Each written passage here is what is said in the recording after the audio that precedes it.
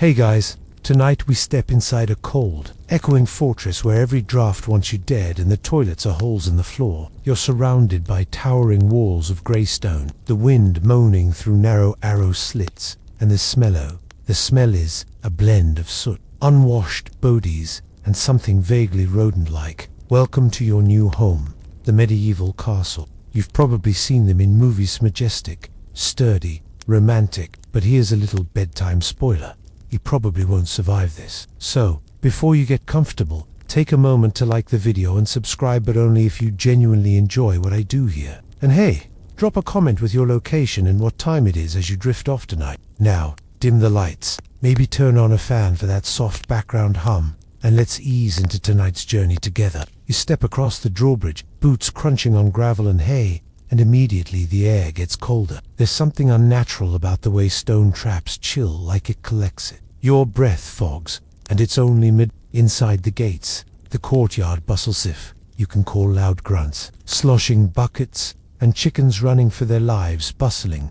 A guard eyes you, half asleep on his feet. His helmet's dented, his nose red from drink or cold dew, can't tell which. No one smiles. No one has teeth to spare for smiling. The castle looms over everything. Thick towers pierce the sky, but you notice the cracks, the damp stains creeping up the base like rot. This place is strong, yes, but it's tired, lived in, and not in the cozy Airbnb. Inside, things get worse. The entrance hall is dim-lit by torches that drip and sputter, filling the room with a sticky, metallic smoke. You cough, but no one flinches. Everyone's used to breathing fire byproducts here. The stone floor is uneven, slick in spots. A servant scurries past you barefoot, holding a pot of something stewing, probably cabbage, based on the stench trailing her like a curse. Every sound echoes, boots, whispers, rats, especially rats. Here's the first fun fact to snuggle up with tonight. Castles weren't built for comfort, they were built for defense. That means everything about them, thick walls, narrow windows, endless corridors, was designed to keep enemies out, not to keep you comfy inside. Warmth, optional, privacy, central heating. Historians still argue whether huddling around a fireplace with 30 other people counts. You're led to your quarters, or, more accurately, the room you'll share with 3 others, and possibly a chicken. The bed is a low wooden frame with a sack of straw thrown on top and a coarse wool blanket. The smell of old sweat and damp fabric hits you like a mace to the face. You try not to think about how many people have drooled into that pillow. Still, you sit. That's when you notice your breath again, puffing like a little ghost in the air. There's a fireplace in the room, but no one has lit it. Firewood's expensive, and the Lord's orders are clear. Don't burn what you don't have to. So you get under the blanket, fully clothed, and hope your body heat doesn't escape too quickly. A scratching sound near your ear jerks. You're upright. It's a rat, bold as ever, staring at you like it owns the place. It probably does. Castles were paradise for rodent cracks in the walls, open food stores, and lots of cozy hay to burrow into. You try waving it off, but it only skitters to the corner, waiting. The wind howls through the wall slits. It finds every crevice, pokes every joint in your bones. This isn't like cold back home, it's the kind of chill that feels personal, like the castle itself resents your body heat. At some point, a bell clangs in the distance, the castle's night watch changing shifts. You try to sleep, but every creak of wood, every footstep down the hall, every whisper of wind feels amplified. Still awake? Good, because there's one more thing to keep in mind. This is not the Lord's chamber. His rooms are at least above the rats, and probably have tapestries to soak up some of the cold. Yours is draft central. Some medieval architects believed fresh air could stop disease. So congratulations, you're sleeping in a giant stone wind tunnel because of 14th century health advice. And even if you were royalty, it wouldn't be much better. King Henry VIII, the one with all the wives, complained about being cold in his own castles constantly, even with roaring fires and layers of fur. Want a weird tidbit to fall asleep to? In some castles, people would sleep with their livestock literally in the same room. Not for fun, for warmth. A sheep makes a surprisingly good hot water bottle when your bones are freezing and the fire is out. So you pull the blanket tighter and try not to imagine fleas jumping from the bedding to your scalp. You think about home, wherever that is, where there's daylight bulbs and electric heaters and Netflix. Here, there's nothing but stone, straw, and a growing fear that you're about to become someone's midnight snack. Outside, the wind shifts again. It whistles through a hole in the wall that no one has patched in centuries. Maybe never. Maybe this is how castles always were: grand, majestic, but barely habitable. There's no glass in the windows, just shutters that creak when they move. Your candle flickers, low and sad. You lie back again, on the edge of sleep. Somewhere in the castle, someone coughs. Another person snores. The rat returns. You close your eyes. Tomorrow, you'll figure out how to use the toilet. You wake up, if you ever really slept, with a crick in your neck, straw in your hair, and the distinct sensation that a rodent used your chest as a racetrack sometime around dawn. Your blanket has slipped halfway off the bed, and the chill of the castle's stone has already found its way into your spine. Congratulations, you survived a night in the medieval castle.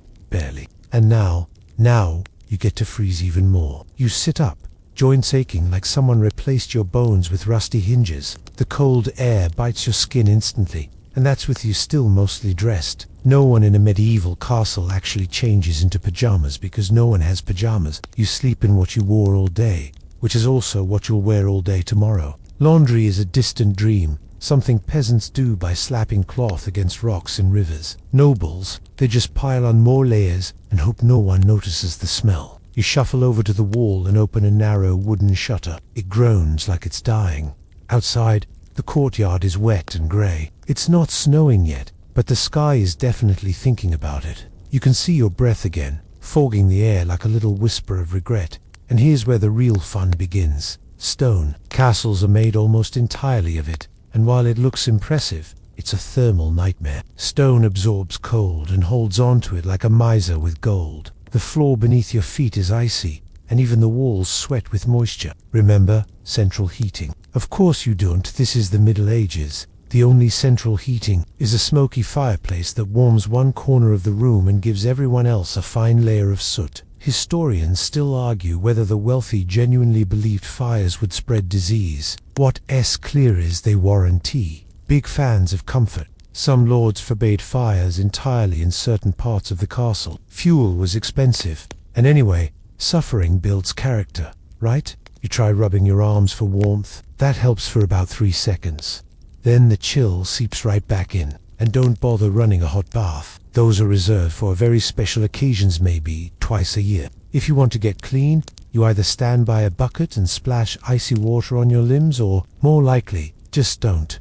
No one's expecting you to smell like lavender. The idea of bathing more than occasionally was once thought suspicious, possibly sinful. Clean skin was seen as vulnerable. Dirt, somehow, meant strength. But cold is always with you. You can wear layers wool, linen, even fur if you're lucky, but the chill finds the gaps. It slides down the back of your collar, worms its way through the seams, settles behind your knees like a smug little goblin. There is one fireplace in the great hall that might still be burning from last night's feast. You wander toward it, your breath clouding the air in front of you.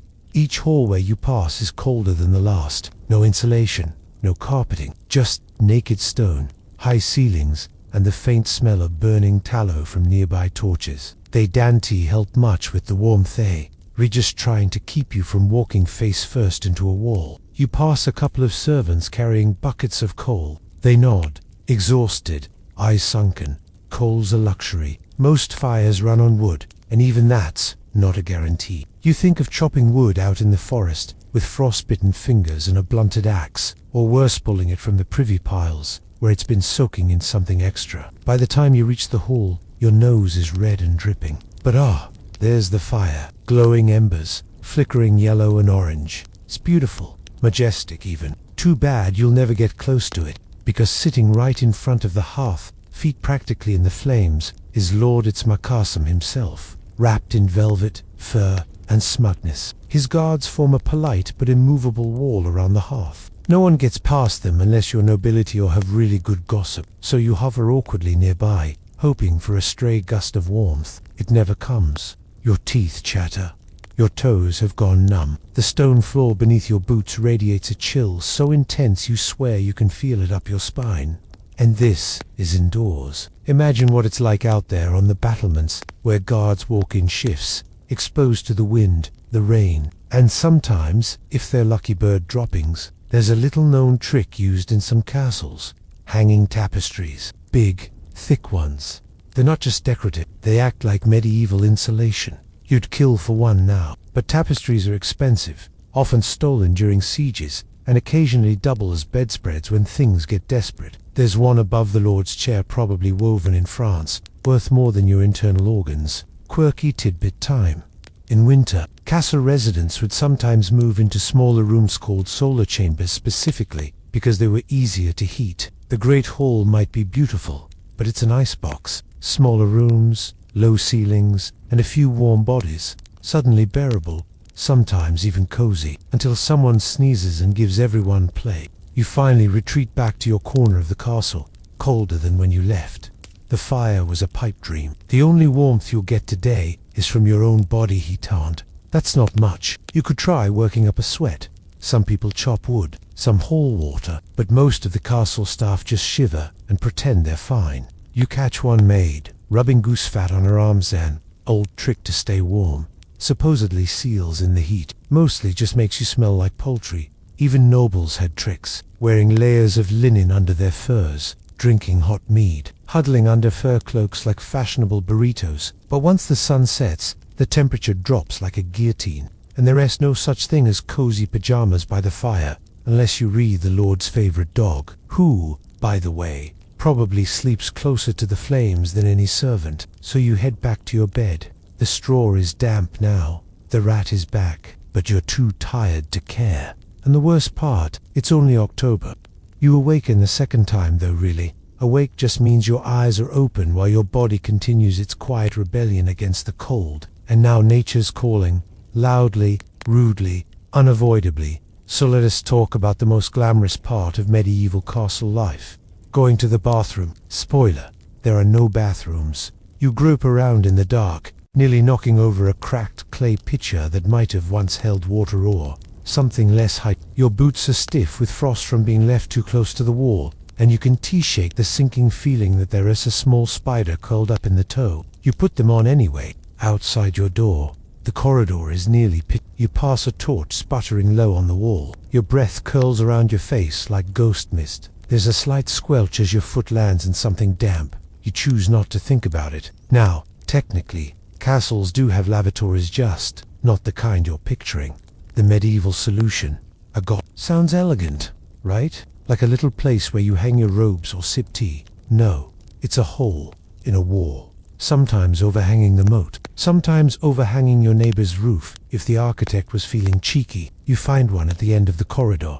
A narrow stone alcove, barely more than a glorified closet. There is a seat made of stone or worn wood, with a gaping hole that leads into darkness. You hover near it, stomach clenching. The smell hits you first, a mix of mildew, human waste, and whatever's died in the chute below. The air is cold and damp, and the stone under your hands is slick. You take a breath through your mouth, which just replaces the smell with taste. Whoops. You sit quickly, there's no lingering here. Just you, your regrets, and the sound of liquid echoing into an abyss. You hear a faint splash, then a groan. Might have been a person, might have been something else. You really don't want to know. Here's a delightful fact. These toilets didn't flush. Waste dropped down into a cesspit, the moat, or just a sticky trench that someone, probably you, later had to clean out. Sometimes the chute got clogged, in which case, welcome to your bonus job for the week. Medieval plumber. Hope you like shovels and crying. Historians still argue whether garderobes were placed in such awkward locations for convenience or for humiliation.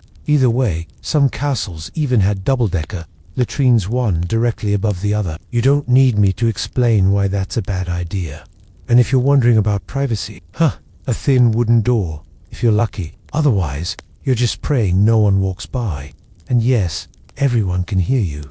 Stone walls echo a lot. So congratulations, your morning routine is now the castle's top entertainment. Done. Not quite, because now you have to clean. No toilet paper here. You get a cloth rag maybe. If not, there's moss or straw, or your left hand and a prayer. People would rinse with cold water if available, which it usually wasn't. Honestly, the rats had a better system. In wealthier castles, the lord's personal garderobe might be slightly nicer decorated even. There are records of perfumed herbs stuffed into the stone crevices to mask the smell. But let's not pretend that helped much. Imagine lavender and open sewer lines. That's your scent of the day. You exit quickly, pulling your cloak tighter, blinking in the morning gloom. Your stomach still hurts. Not surprising. Dysentery, parasites, and chronic indigestion were basically part of the lifestyle. Everyone had something, and everyone shared, everything germs included. Fun fact, garderobes got their name because people used to hang clothes in there. Seriously, the ammonia-rich fumes from the waste were believed to repel moths, so your favorite tunic might smell like poop, but at least it didn't have holes in it. You head back to your chamber, barely more awake than when you left. Someone else blocking the hallway, an old man muttering to himself while pouring ash over a puddle of something suspicious. Castle life is full of these little cleanups. Sanitation is everyone's problem, and yet somehow no one's responsibility. By now, servants are stirring. You hear chambermaids cursing in low tones as they lug chamber pots down to the waste heap. Chamber pots were the convenient option at night, basically a bowl under your bed. And yes, people dumped them out the windows, sometimes without looking. Streets and courtyards were often covered in human waste, rotting food, and worse. In fact, one French castle kept its garderobe directly above the kitchen garden. Efficient, yes. Appetizing, not so much. And it gets worse. Imagine being under siege. No one's going outside. The garderobes overflow. Cesspits back up. Diseases spread. During long sieges, people resorted to anything. There's evidence of castle dwellers using animal skins, cloth scraps, even broken pottery shards for wiping. You'll pause on the way back to warm your hands over a torch. It doesn't help. You pass a young squire rushing toward the latrine, eyes wide, both hands gripping his tunic. You salute him with quiet sympathy. So what do you do if you're sick? If you can't make it to the you go in a bucket, or in the stairwell, or, in some cases, right where you're lying. Medieval life didn't have time for dignity, which brings us to a slightly absurd debate among historians. Some argue that certain castles did have surprisingly advanced waste systems like chutes, sluices, and even flushing channels using rainwater. Others think those are exaggerated, or only found in the most luxurious royal residences. Either way, your castle doesn't have one. All you've got is gravity and a very strong stomach. Back in your room, the rat is gone, probably using your chamber pot. You flop down on the straw mattress, no warmer, no cleaner, but deeply existentially aware of your bladder's fragility. So next time you sit on your modern porcelain throne, maybe light a candle in memory of all the medieval souls who risked their lives for a midnight peep. You drift back into a doze, half curled on the straw, when something brushes your face. You swat it away instinctively. Then you hear the scratching again. You open one eye just in time to see it. Long-tailed, beady eyes, tiny hands, like a medieval thief, rummaging through your dreams. The rat, he's back. And this time he brought friends. You sit up with a groan, clutching the blanket around your shoulders like armor. But in the dim light, you notice more than just the rats. There's something moving in your blanket, something small, and definitely alive. Lice, or maybe fleas, could be both. In the Middle Ages, you don't really get the luxury of knowing which parasites are currently calling you home. You shake the blanket and a few specks hop off. Somewhere in the corner, the rats squeak like they're laughing. Welcome to your medieval pest control experience. Except you don't have spray or traps, or even a vacuum. You have fingers, maybe a comb, and a vague sense of futility. Quirky detail of the night. People in castles often slept with ferrets or cats, not for cuddles, but for hunting rats. That's right, your bed buddy wasn't there to purr you to sleep. It was a working animal, trained to dive under straw mattresses and come up with something squealing, which, ironically, still made for a better night's sleep than worrying about plague. You stumble to your feet and stretch. Your back cracks in about 6 different places. You make the executive decision to leave the rats alone. They've claimed that corner now. It's theirs. Instead, you inspect your bedding. Straw mattress. Technically, more accurately, it's a cloth sack stuffed with whatever plant material was nearby when someone remembered to fill it.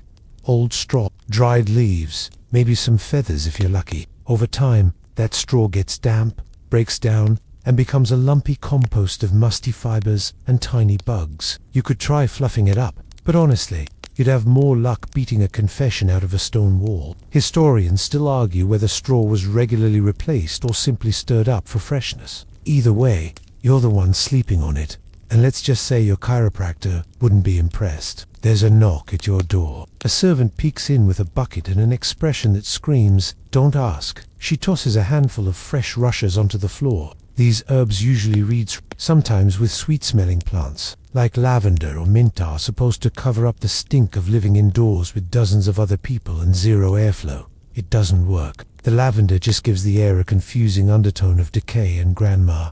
Still, you scatter them dutifully. Better than nothing. The idea is that the rushes will soak up the food, blood, body fluids, whatever, and then be swept out and replaced every few weeks. You tiptoe barefoot across the new rushes and discover something sharp. A chicken bone, maybe. Could also be a broken hair comb. The castle floor is a graveyard of misplaced items, and no one sweeps unless there is a noble inspection happening or the Lord's favorite dog trips on something. You move to your cloak and shirt, stiff and wrinkled from the night. As you shake them out, a small beetle falls from the sleeve. It vanishes under the bed like it owns the place. You try not to scream. Dressing in a medieval castle is a process of hopeful layering. Undergarments first, usually linen, rough against the skin but slightly more breathable than wool. Over that goes your tunic, a belt, maybe a cloak if it's cold, and it's always cold. Boots are stiff leather, not particularly waterproof, and almost guaranteed to give you blisters if they're new, which they're not. Let's take a moment to address your enemy. Number 1. Fleas. They're not just annoying, they're dangerous. Carriers of disease, most notably the infamous Black Death, and castles, with their tightly packed warm fires, and livestock wandering in and out. Flea paradise. Some people tried preventative measures, herbal sachets sewn into their clothes, garlic rubbed on the skin. One noblewoman reportedly wore a necklace of amber to ward off insects. Historians still argue whether that worked or just made her smell like a candle shop. Washing your clothes is rare, since the process requires water, fire, soap made of lye, and animal fat, and a full day of effort. Most people just aired garments out in the sun and hoped nature would sort it out. You notice a few lice crawling across your collar and resign yourself to the reality that they are part of your social circle now. In fact, medieval people had a term for these creatures: body companions.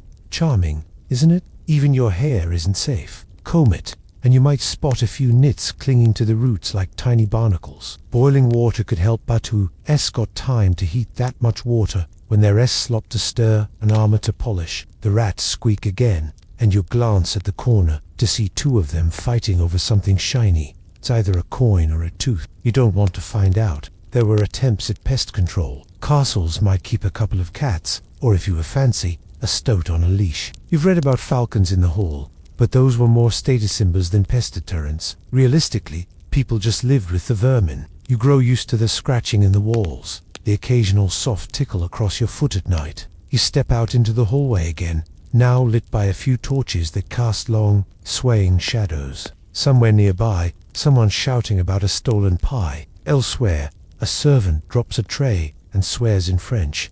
It's another day in the medieval castle, and your scalp itches. Your scalp still itches, and not in the maybe I should wash my hair kind of way. This is a deep, crawling sensation, like your follicles are staging a tiny revolution. But there's no time to deal with lice right now, because your stomach just made a noise loud enough to scare a passing cat. You're hungry, which is unfortunate, because breakfast in a medieval castle isn't exactly inspiring. You shuffle down the hall, toward the Great Hall, where food, if any, will be served. The smell hits you first. It's not bad, exactly, it's just not good. Picture boiled grain, faintly sour milk, and a strong note of smoke from the hearth fire. Not exactly pancakes and bacon. The servants are already gathered at the long wooden tables along the walls. The nobility, of course, sit at the head of the room, higher up on a raised platform, just to remind you where you stand. Literally. Someone slops a ladle of gruel into a wooden bowl and hands it to you. No eye contact, no smile, just a dull next vibe, as if the castle itself has decided emotions are inefficient. You sit, stare into your bowl, and sigh. Let's talk about gruel. Is the oatmeal of sadness, a thin porridge made from oats, barley, or some other grain, boiled in water until it's barely food. If you're lucky, there's a bit of honey in it. If you're really lucky, maybe a shred of dried apple or a pinch of salt. Today, it tastes like wet paper, but it's warm, and it won't kill you, probably. Historians note that morning meals were usually small if eaten at all. Some people skipped breakfast entirely, especially during fasting periods or when food was low, which, frankly, was most of the time. And water, no thanks. Most people drink ale in the morning. Yeah, weak ale, but ale nonetheless. The water in and around castles is usually Gardasrobsand beer at least has the benefit of being boiled during brewing. It's safer, and it dulls your sense of taste. Convenient. You take a swig. It's lukewarm, bitter, and smelled like someone tried to carbonate a loaf of bread, but you've had worse. The table around you is loud with chewing, coughing, and the occasional belch. Manners aren't top priority in the servants' quarters. People talk with their mouths full, wipe their hands on their tunics, and scrape bowls with alarming enthusiasm. Across the hall, the nobility eat much the same thing, just with nicer bowls and slightly more dignity. Their food might be thicker or flavored with expensive spices like pepper, cloves, or cinnamon, but even they aren't feasting every day. Castelladers have to stretch through long winters and surprise siege, so unless it is a holy feast adore, the Lord wants to impress someone, it est just gruel for everyone. Want a fun, quirky tidbit? Nobles sometimes colored their food with crushed flowers or powdered minerals, just to make it look fancy. Bright blue bread, that was a thing. Historians still argue whether these flourishes were just for show, or if they actually made the food taste worse. But back at your table, it's all one sad beige. You finish your bowl, not because you're full, but because it's the only thing available. The hunger doesn't go away, it just quiets down like a sulking child. Someone hands you a heel of bread. It's hard enough to chip a tooth, but you soften it by dipping it into the dregs of your ale. Bread in the Middle Ages was often coarse and gritty, made with stone-ground flour. It sometimes contained bits of actual stone.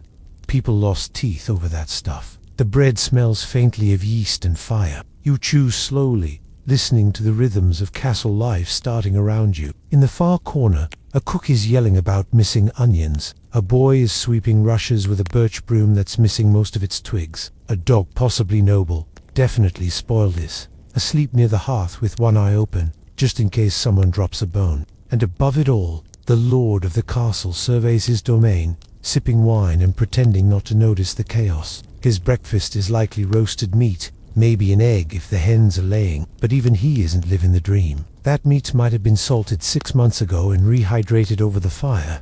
And eggs, delicate, easily spoiled, usually reserved for the sick or the very, very rich. You stretch stomach, now a little more cooperative, and contemplate the rest of your day. More chores, more cold, possibly more rats. There's one last slice of onion on someone's plate. A fight breaks out over it. Someone throws a spoon. You don't get involved, but you do pocket a crust of bread. Never know when you'll miss a meal. Another fun historical fact. During famines or siege periods, castle residents resorted to foraging or boiling leather. No, not jerky, actual leather, belts, shoes, anything vaguely You haven't reached that point yet, but hey, winter's still young. You set your bowl aside and rise, careful not to knock over the man beside you who is judging by his slack, Joe either sleeping or briefly dead. You don't ask. As you head for the door, someone belches behind you, loud, proud, and a little too wet.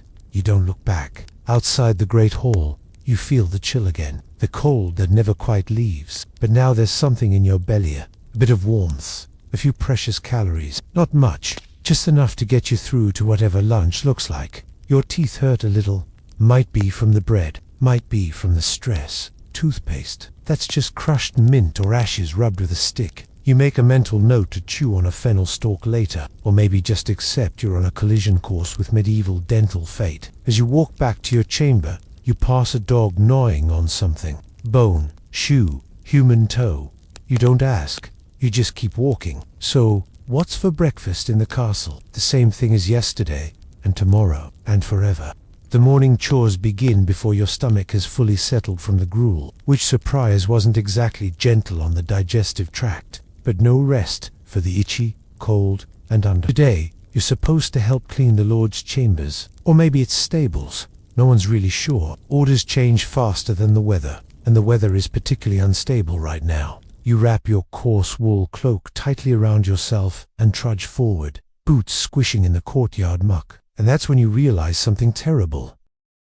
You're underdressed. Not by modern standards, you've got layers on. But medieval fashion isn't about warmth or comfort. It's about fabric, status, and the deeply flawed belief that everything itchy is also holy. Let's talk about medieval clothing, or as you now think of it, stylish suffering. You start with the basics.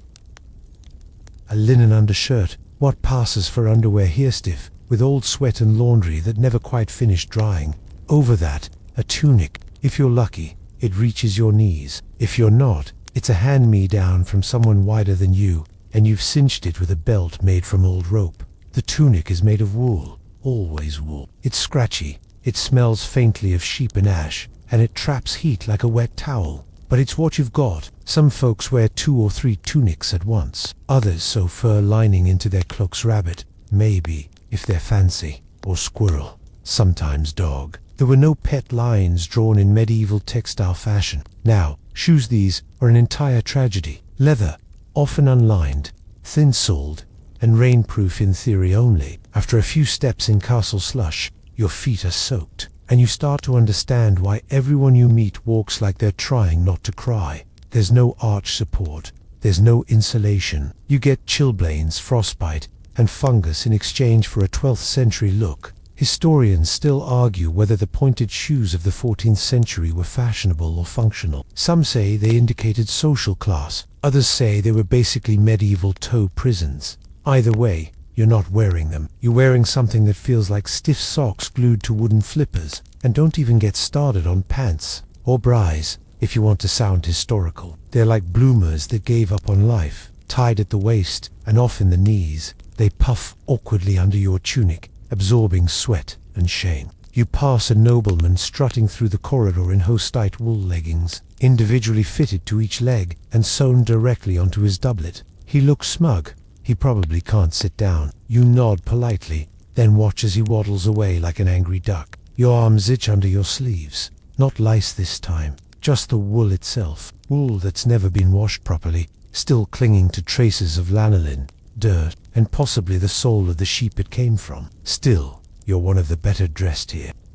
The scullery maid across the hall is wrapped in what looks like a restitched sack. Her feet are bare. One of her toes is purple. She doesn't seem to care. Let's pause for a quirky little fact. Medieval people rarely owned more than 1 or 2 sets of clothing. Laundry was rare and difficult, so instead of washing clothes, many people just brushed off dirt and aired them out. Some even had a Sunday best they wore for special occasions so that their nicest outfit could be seen exactly twice a year. And since everything had to be hand-sewn, clothing was often passed down until it literally fell apart. Patching was a common skill, and clothes might have more repairs than original fabric. There's dignity in resourcefulness, but let's not pretend anyone was comfortable. You reach the stables. Yep, definitely the stables. The smell confirms it. You wipe your sleeves across your nose and regret it immediately.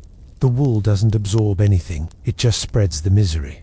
Inside, it's warmer thanks to the animals. That's the good news. The bad news is that warmer comes from steaming piles of manure and horse breath. You try not to inhale too deeply. Your cloak catches on a nail and tears. Just a little. You sigh. There's no replacing it anytime soon. If you're lucky, someone will help you stitch it tonight by firelight using a bone needle and coarse thread. If not, you're just going to have to walk around with a flap that catches the wind like a sad medieval sail. Fun aside, highborn ladies sometimes wore dresses with sleeves, so long they dragged on the ground. It looked dramatic, sure, but also acted as a sort of mobile dust mop. Historians still debate whether this was fashion, a sign of wealth, or just collective madness. Even children weren't spared. Babies were bundled like burritos in swaddling cloth. Toddlers wore miniature versions of adult clothing, impracticable, layered, and almost comically oversized. No elastic, no Velcro, just ties, buckles, and tiny shoes that fell off immediately. You finish the stable work with frozen fingers. Your cloak now smells like horse and something worse. You wipe your hands on the inside of your tunic, then realize the inside is just as filthy as the outside. You walk back across the courtyard, the wind immediately finding the tear in your cloak and funneling itself inside like it has been waiting all day. You grit your teeth and clutch the fabric tighter. And through it all, you realize something. You miss cotton. You miss zippers. You miss literally anything that doesn't leave you itchy, smelly, and worry that your trousers might fall down during chapel. Because medieval fashion wasn't about comfort, it was about survival. And maybe, if you were lucky, keeping all 10 toes until spring. You're barely back in your chamber, cloak torn, nose running, when someone barks your name from down the corridor. It echoes like doom wrapped in stone. You flinch. You know that tone. It's the castle steward, and he's coming to remind you what you already know. You have a job to do. Let's not sugarcoat it, your castle job sucks. Whether you're a servant, a scullion, a squire, or even a lesser noble hanging onto your title by a fraying silk thread, the daily grind inside. A medieval castle is like being stuck in a group project where no one showers and someone else always bleeding.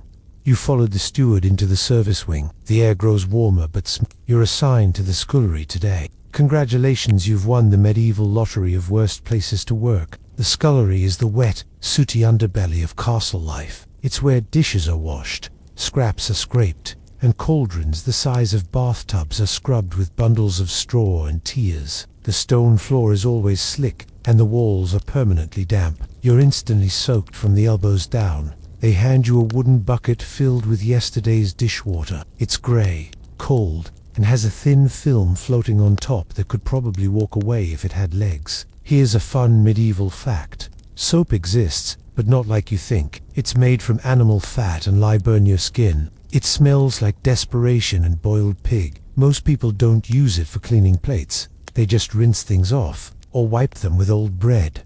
Or, sometimes, don't clean them at all. You scrub a platter with straw, gag a little, and move on. The scullery is run like a military unit with zero downtime. You're responsible for clearing food, rinsing trenchers, and not dropping anything that looks valuable or sharp. Above you, the kitchen rumbles like a war. You can hear pots clanging, cooks shouting, and someone threatening to throw a ladle. Occasionally, a bowl smashes, and someone down here flinches instinctively. But it's not just scullery work. You've rotated through almost every job at this point, and none of them are good. Take latrine duty, for instance. That is when you spend your morning dragging full chamber pots to the waste pit and emptying them preferably without wearing it. You learn quickly not to breathe through your nose. Or maybe you get courtyard duty. That's cleaning up after animals, or digging mud out of the drainage trenches, or shoveling snow with a splintered wooden plank, because actual shovels are rare and likely broken. Maybe you're assigned to be a runner, darting between floors, delivering messages, fetching coal, or carrying a jug of ale up 5 flights of stairs without spilling a drop. If you trip, the jug breaks, and you get a beating or worse. You have to apologize to a knight mid-sparring session. Speaking of, knight squires don't have it easy either. Their job sounds glamorous. They carry the knight's weapons, tend to his horse, and serve him at meals. But in reality, they're glorified manservants. They polish rusty armor until their knuckles bleed, scrub boots that are mostly made of mud and regret, and endure training that usually means being thrown to the ground repeatedly. And if you're a maid, expect to wake before dawn and clean endlessly. The Lord's chamber must be swept, aired, and perfumed with whatever herbs are available. You change linens maybe once every few weeks, and refill water jugs that are mostly symbolic because nobody bathes anyway. If the Lord has guests, you also wait on them hand and foot, smile politely, and hope none of them get handsy. Let us not forget the herbalist, as apprentice, a fancy title for go dig up roots in the freezing rain and crush them into paste. That paste, it's going in someone's wound or someone's tea. You probably shouldn't mix those up. Even minor nobility have jobs. If you're a younger son without land, congratulations, you're stuck acting as the Lord's advisor, which mostly means nodding, riding off to deliver petty threats to neighboring castles, and avoiding duels. You eat better, sure, but you're one bad harvest away from being demoted to rat. Historians still argue whether castle staff rotated through duties for skill building or simply to spread the misery evenly. Either way, you've done it all, and now you're back in the scullery, elbow deep in greasy trenches, trying not to cry. You pause for a moment to stretch your back, A cook stomps in with a tray of bones and snarls. Something about cleaning it now. You clean it. Of course you do. It surrounds this point somewhere between your third slop bucket and your 10th bowl of mystery grease that you realize how long the days are. The castle operates from sunup to sundown, and in winter, that still means 12 hours of solid labor. No breaks, no union, just the hope that you're not the one who drops the Lord's goblet or spills the salted pork. But here's a quirky detail to lift your spirits. In some castles, servants slept in the halls they cleaned, literally curled up by the hearth like stray dogs. That way, they'd be on hand for early duties. Efficient and deeply, deeply depressing. By the time your shift ends, your hands are raw, your back is screaming, and there's something suspiciously sticky on your sleeve. You don't ask, you just walk it off. You head back toward the servant quarters, past the great hall, where the nobility are laughing, eating cheese, drinking wine. One of them throws a chicken bone at a jester and roars with laughter. You try not to think about the fact that you scrubbed that plate this morning, or that you'll be the one to mop the jester's blood if things go sideways. And tomorrow, you get to do it all again. Unless you're lucky, and you get latrine duty instead. You finally slump back into your chamber, hands raw from scrubbing and a mysterious wet patch creeping up one sleeve. Your back aches, your knees crack like a fireplace log every time you move. The straw mattress looks inviting if you squint, and ignore the rat that just ducked behind it. But before you can even begin to rest, you catch a whiff of something. Oh, it's you. Let's talk about hygiene or the haunting lack thereof in a medieval castle. You sniff your armpit cautiously. It smells like boiled onions left in a sack for 3 days. Not that anyone else smells better. In fact, by castle standards, you're practically a rose bush. There is a wash basin in the corner of the room, a battered pewter bowl filled with water so cold it might technically be ice. You stare at it for a few seconds, weighing your options. Then you dip your fingers in, splash your face, and instantly regret your life choices. It's like bathing in disappointment. Baths, rare, like twice a year if you're diligent. Rare. The process is intense. Someone has to heat water over a fire, carry it in buckets, fill a giant wooden tub, and then hope no one else in the castle wants a turn. The water's never fresh after the first bather, and if you're low in the hierarchy, congratulations, you're soaking in everyone else's rinse water. It's basically soup at that point. And don't forget, in the colder months, bathing could literally be dangerous. A chill caught while naked might lead to pneumonia. People weren't eager to strip down unless absolutely necessary. Dirt wasn't just tolerated, it was part of you, a layer of protective grime, if you will. Like armor, but grosser. You grab a rag and do a quick underarm wipe, then toss it toward a bucket in the corner. You miss. It lands on the floor with a splat. Whatever. It's not the worst smelling thing in the room. You reach for your tooth cleaning kit, which is a generous term for twig with frayed end. You chew the tip until it softens into bristles and rub it over your teeth. There's no mint, no foam, no enamel brightening, anything. Just a faint taste of bark and maybe a hint of yesterday's Medieval people sometimes used charcoal or ash as tooth powder, or crushed herbs if they were fancy. You settle for chewing. Fennel seeds, part breath freshener, part snack, part distraction from your bleak dental future. Here's a fun historical tidbit. Contrary to modern myths, people did care about their appearance and cleanliness. They tried. Nobles wore perfumed gloves and rubbed rosewater on their hands. Some even washed their faces with milk or wine, but they were still working with 13th century plumbing and 10th century superstition. Which brings us to deodorant. It didn't exist. The best you could do was rub fragrant herbs in your armpits. Sage, lavender, rosemary. Not bad, until you sweat through your tunic again in the kitchen, and the rosemary becomes something more like stew. And let's talk about hair. Yours is unwashed, matted in spots, and probably harboring a small ecosystem. You try running a bone comb through it, but it snags instantly. You hiss. The comb pulls free with something living stuck between its teeth. You flick it away with a shudder and consider shaving your head. Some people did, especially clergy, but then you'd freeze even faster, and lice would just relocate to your eyebrows. So, historians still argue whether lice were just accepted or occasionally eradicated. Some sources say people wore linen caps at night to keep them at bay. Others suggest regular delousing days, group grooming sessions around the fire, picking bugs out of each other's hair. Friendship looked different back then. You look down at your nails. Filthy. You scrape under them with the tip of your knife and inspect what comes out. Then you wish you hadn't. You vaguely remember hearing that hand washing before meals is considered polite, especially in noble households. But here in servant land, if you've got dirt-free palms, people ask what you've been doing wrong. There's a mirror in the chamber. Technically, it's a polished piece of metal that reflects your face like a ghost wearing your skin. You avoid looking into it too long. Still, everyone in the castle smells like castle, that unique blend of unwashed humanity, wet fur, candle wax, old meat, and hay. The noblewomen try to mask it with perfumes and scented oils, but they're just layering lilac over latrine.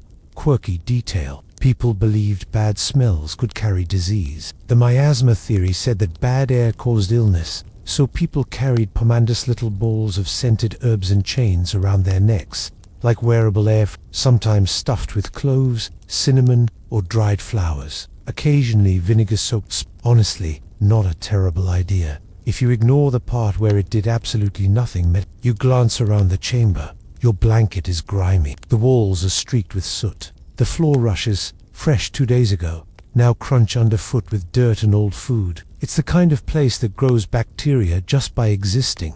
You spot your roommate across the room. He's washing his feet in the same basin you used for your face. You make a mental note to never trust that water again. Some people say that castles were beautiful romantic stone fortresses full of art and candlelight. But down here, in the places where people actually live, it's more like a humid, disease-prone cave with doors. And the thing is, you're used to it now. The first few days, the smell made you gag. Now, it just smells like home. The bugs, you don't even flinch when something crawls across your hand. You just flick it off and keep scrubbing the cauldron, because there's no hot shower waiting for you. No lavender-scented shampoo. No fluffy white towel on a heated rack. Just a dry rag. And your toothbrush is a twig. The kitchen, that's where you're headed next. You can already hear it before you get there, the clang of iron pots, the crackle of the hearth, the constant stream of shouting, chopping, swearing, and sizzling that defines this corner of castle life. If the scullery was bedand, it was the kitchen as its louder, hotter, more violent older brother. You push open the heavy door and are hit instantly by a wave of heat and scent. Burning meat, boiled onions, singed hair, and something you can't quite identify but strongly suspect is alive. Someone shouts to shut the door before the wind puts out the Spitfire. You're already being yelled at, and you've only just entered. Classic. You step carefully around a giant cauldron where something is bubbling ominously. You do not ask what. You do not want to know. Castles didn't run on room service, feeding everyone inside from the lord and his guests to the guards, servants, grooms, and random hangers-on was a monumental task. The kitchen was the heart of the operation, a sweaty, chaotic, occasionally explosive heart, and lucky you're part of it today. You're handed a sack of turnips and told to start peeling. The knife is dull. The turnips are uncooperative. You try to keep your fingers intact while standing between two cooks, having a loud argument about whether a goose was properly bled. They're waving ladles and bones at each other like swords. The medieval castle kitchen was both marvelously impressive and absolutely terrifying. There was a head cook usually, someone feared like a general, and a small army of assistants. Spitboys, sauce makers, bakers, brewers, and meat choppers. Some knew what they were doing. Others were just good at not fainting from the heat. You shuffle toward the hearth, where meat is roasting on a spit the size of a fence post. A young boy, maybe 80s, turning the crank, slowly, forever. This was an actual job. Hours of rotating meat while sweat drips down your nose and the fire slowly tries to roast you. Let's take a moment to appreciate a fun historical fact. In some castles, dogs were trained to run on a small treadmill connected to the spit, like a hamster wheel. It was called a turnspit dog, and yes, it was real. You're not a dog, so you're on turnip duty. Someone yells hot, and you jump back just as a tray of baked eels is whisked past your knees. You didn't even know eels could be baked. You also didn't know the smell could make your eyes water. That's the thing about medieval cuisines. Not all terrible. Some dishes are downright creative, but the ingredients, questionable. Meat is often salted or smoked for preservation, but that doesn't mean it's fresh. High meat was a delicacy meat. That's just a little aged. Some people liked it. Others just didn't want to waste anything. Bread is a staple. Coarse, dark, sometimes full of grit from stone-ground flour. The wealthy get finer loaves made with sifted white flour, but that's rare and expensive. Peasants often get the leftovers, crusts, ends, and trenchers thick slices of stale bread used as plates. At the end of the meal, they're either eaten, fed to the poor, or thrown at the jester, depending on the mood. Someone tosses you a pan and points to a bucket. You peer inside, fish, still twitching. You sigh, time to gut. There's no refrigeration. Food has to be preserved or eaten fast. Salt, smoke, vinegar, and honey are your main tools. Also, sheer denial. The nose becomes a finely tuned warning system. If it smells off, you scrape it, soak it in vinegar, and drown it in spices. Problem solved. Spices, the diamonds of the medieval kitchen. If the Lord is expecting guests, the cooks break out the saffron, cloves, cinnamon, and pepper. These are stored under lock and key like gold. Literally, sometimes kept in a chest with guards. If you spill even a pinch, you're in serious trouble. Like latrine duty for a month. Trouble. You stir a pot of something beige, maybe barley, maybe regret. Someone adds a ladle of broth. It sloshes over the side and sizzles on the fire. A cook shouts about wasting good stock. You resist the urge to fling your turnip peeler at him. Here's a quirky tidbit. Some recipes in castle kitchens were more like science experiments. One involved gilding a roast chicken with gold leaf. Another involved shaping jellies into animals. There's a record of a noble feast featuring a pastry crust stuffed with live birds. When the pie was cut, they flew out. Spectacular, unsanitary. Absolutely something you'd never get away with. Back to reality, your hands are coated in fish slime. You wipe them on your tunic, which now has its own ecosystem. The floor is greasy. Your shoes are slick. Someone screams, and a pot crashes. No one helps. The fallen apprentice drags himself out of the way and keeps chopping carrots. You steal a glance at the side table where the noble's food is plated. It's actually pretty. Fruit arranged in towers. Bread shaped like swans. Meat glazed with honey. You'll never taste it. What do you eat in the kitchen? Scraps, maybe a crust. A ladle of stew if there's extra. And stew is always on the menu. It sits in a pot for days, constantly added to, never really starting over. The castle's digestive system, bubbling eternally. Whatever's in it, depends on the day. Pigeon, onion, mystery. You finish gutting the fish and place it on a wooden tray. A maid rushes in, grabs it, and vanishes. She's being chased by a small dog with very sharp teeth. You wonder if that dog was meant to be in the stew. Historians still argue whether castle kitchens were models of culinary artistry or just glorified survival camps. The truth, a little of both. High feasts were spectacular if you were invited, but most days you were cooking because people had to eat, and cooking quickly, in giant portions, with knives that could double as swords. You step away from the hearth, drenched in smoke, reeking of eel, turnip, and something acid-like that definitely wasn't in your recipe. You're done for now, until dinner. By late afternoon, the sky is already bruising with dusk. The castle casts longer shadows, and the torches lining the walls sputter against a stiffening wind. You've barely shaken off the kitchen smoke from your cloak when a horn sounds 3 sharp notes from the tower. You freeze mid. That horn doesn't call for dinner. It means trouble. The castle is going under siege. You hear the news in whispers first, then shouting, then boots slamming on stone. Someone bolts past you screaming about blocking the gates. Another's already dragging barrels toward the entrance. You follow the crowd instinctively, heart thudding, stomach knotting tighter than your belt. It's not like this was unexpected. Castles exist because of sieges. Defense is their whole personality. But it's one thing to read about siege tactics and another to realize. You're now stuck in a freezing pile of stone with several dozen terrified people and a rapidly shrinking food supply. Someone bars the main doors. You hear the heavy thunk of timber sliding into place. You're officially sealed in. Welcome to siege life where the walls protect you, but the castle slowly becomes your prison. Inside, everything changes. The mood, the pace, the priorities. Guards are posted at every arrow slit. Archers line the battlements. Boiling water and pitch are being prepared as boiling. Your nose catches the acrid stench of tallow thickening over fire. ready to be hurled on anyone foolish enough to try the gate. You're handed a bucket and told to fill it from the not for drinking this one's, for putting out fires. If flaming arrows come over the walls, you'll be part of the team keeping the thatch from catching. Never mind that you have zero training and a slight tendency to panic under pressure. And food that gets rationed immediately. A steward stands in the great hall, unrolling a parchment and counting supplies out loud like at LL Make. The sacks of barley last longer. Meat, forget it. Bread, only if it's hard enough to be used as a weapon. Gruel is back on the Minuthina, sadder, and with a sprinkling of don't ask what that is. Here's a historical truth.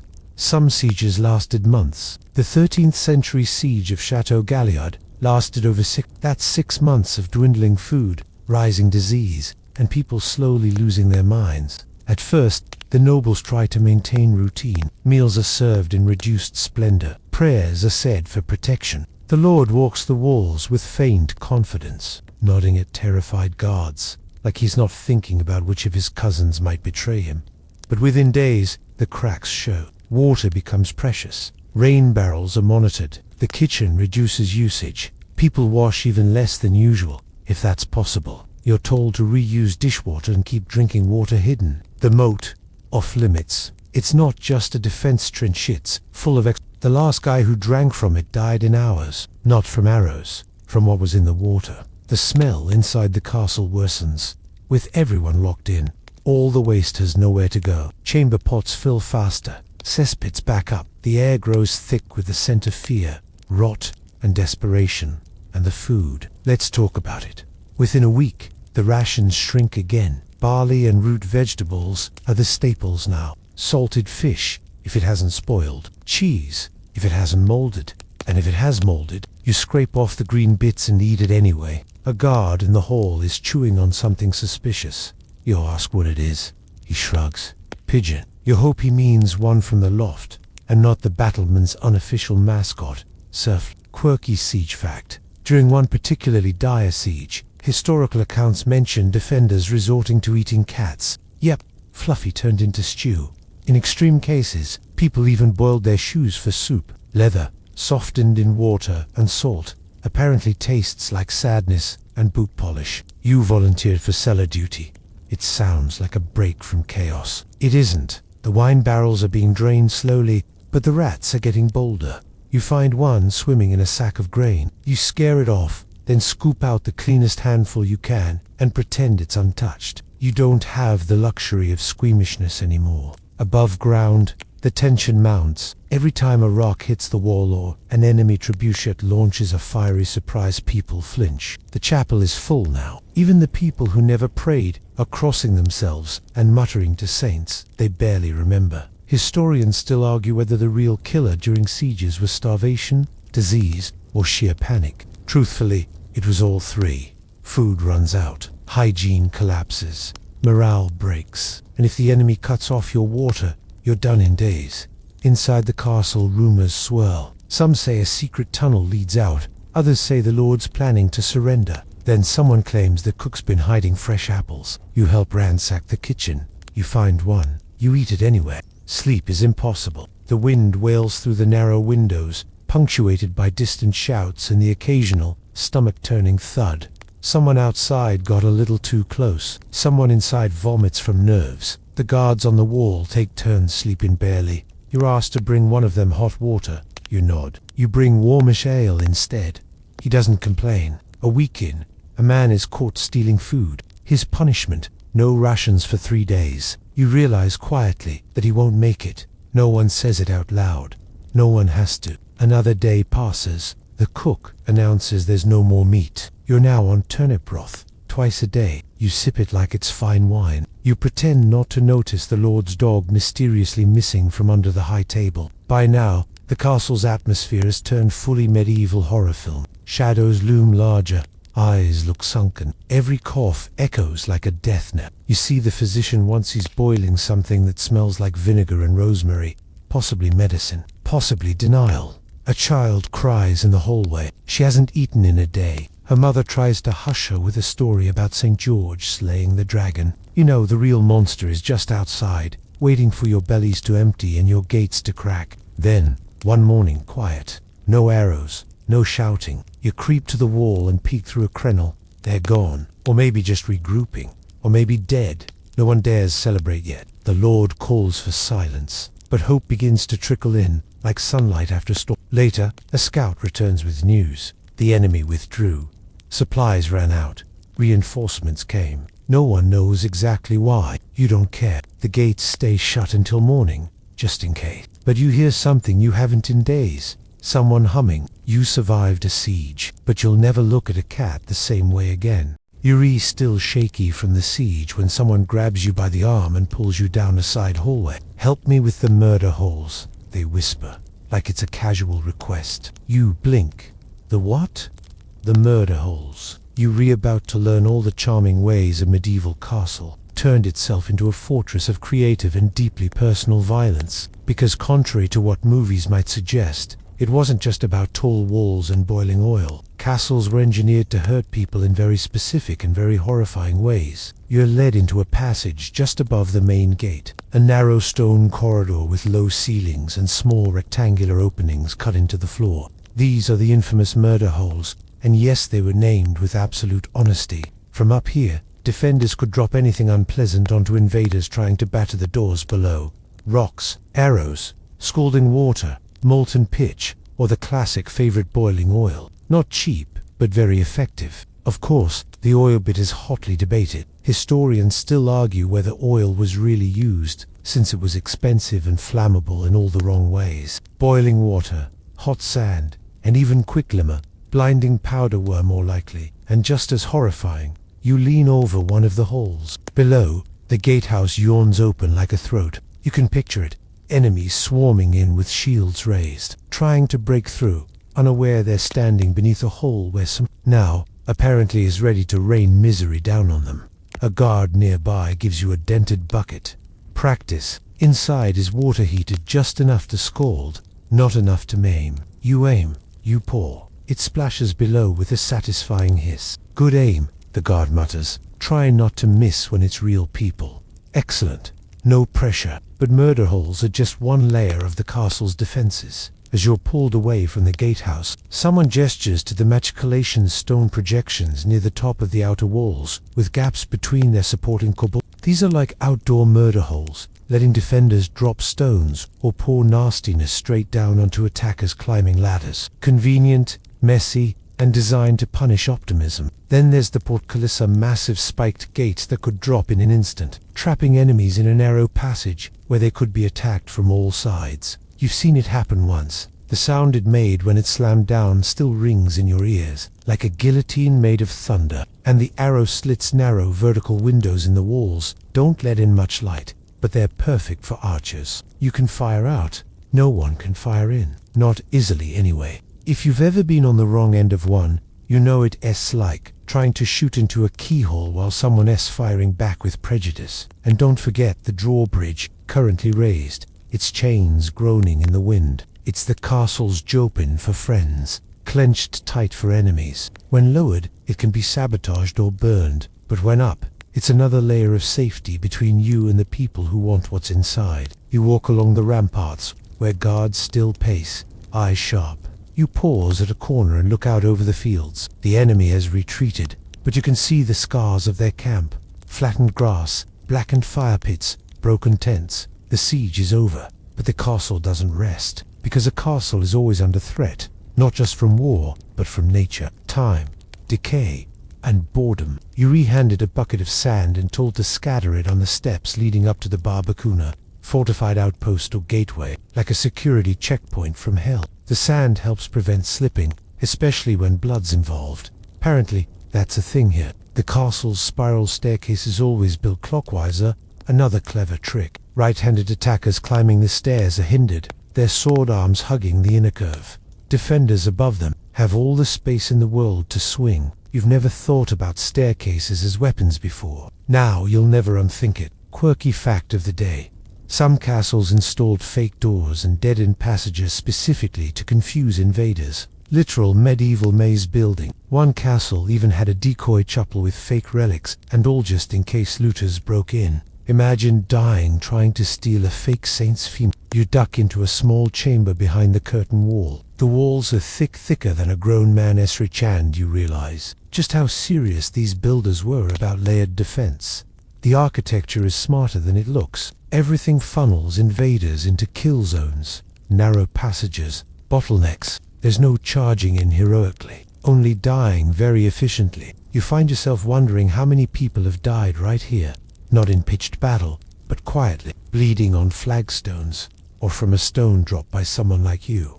No sword, just gravity and fear. The training continues. You're shown how to refill oil pots, where to stack stones for quick tossing, how to brace a door with an iron bar.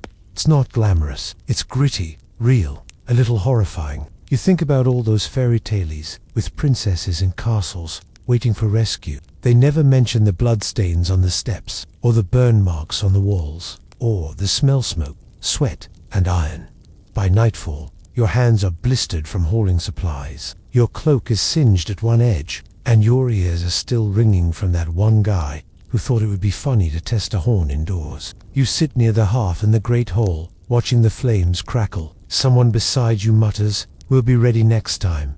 You nod, staring into the fire, because the castle is ready. Every wall, every stair, every crevice of this cold, uncomfortable place is built not for comfort but for survival, for war, for blood, for victory, and for anyone foolish enough to attack it. There's always the murder hole. You're jolted awake by someone slamming a pewter goblet on the table across from you. The great hall is dim, smoky, and hungover. Literally, half the torches are out, and the other half are dripping wax in slow, sad rivers. A knight snoring against the back of a bench. A dog is licking spilled gravy off someone's boot. And at the center of it all, sitting in a carved oak chair, too big for one man but not nearly big enough for his ego, is the Lord your Lord. And today, he is in a mood. You watch as he slaps a servant for bringing the wrong kind of bread rye. Not Wheaton then laughs like it's the funniest thing that's ever happened. The servant bows, trembling,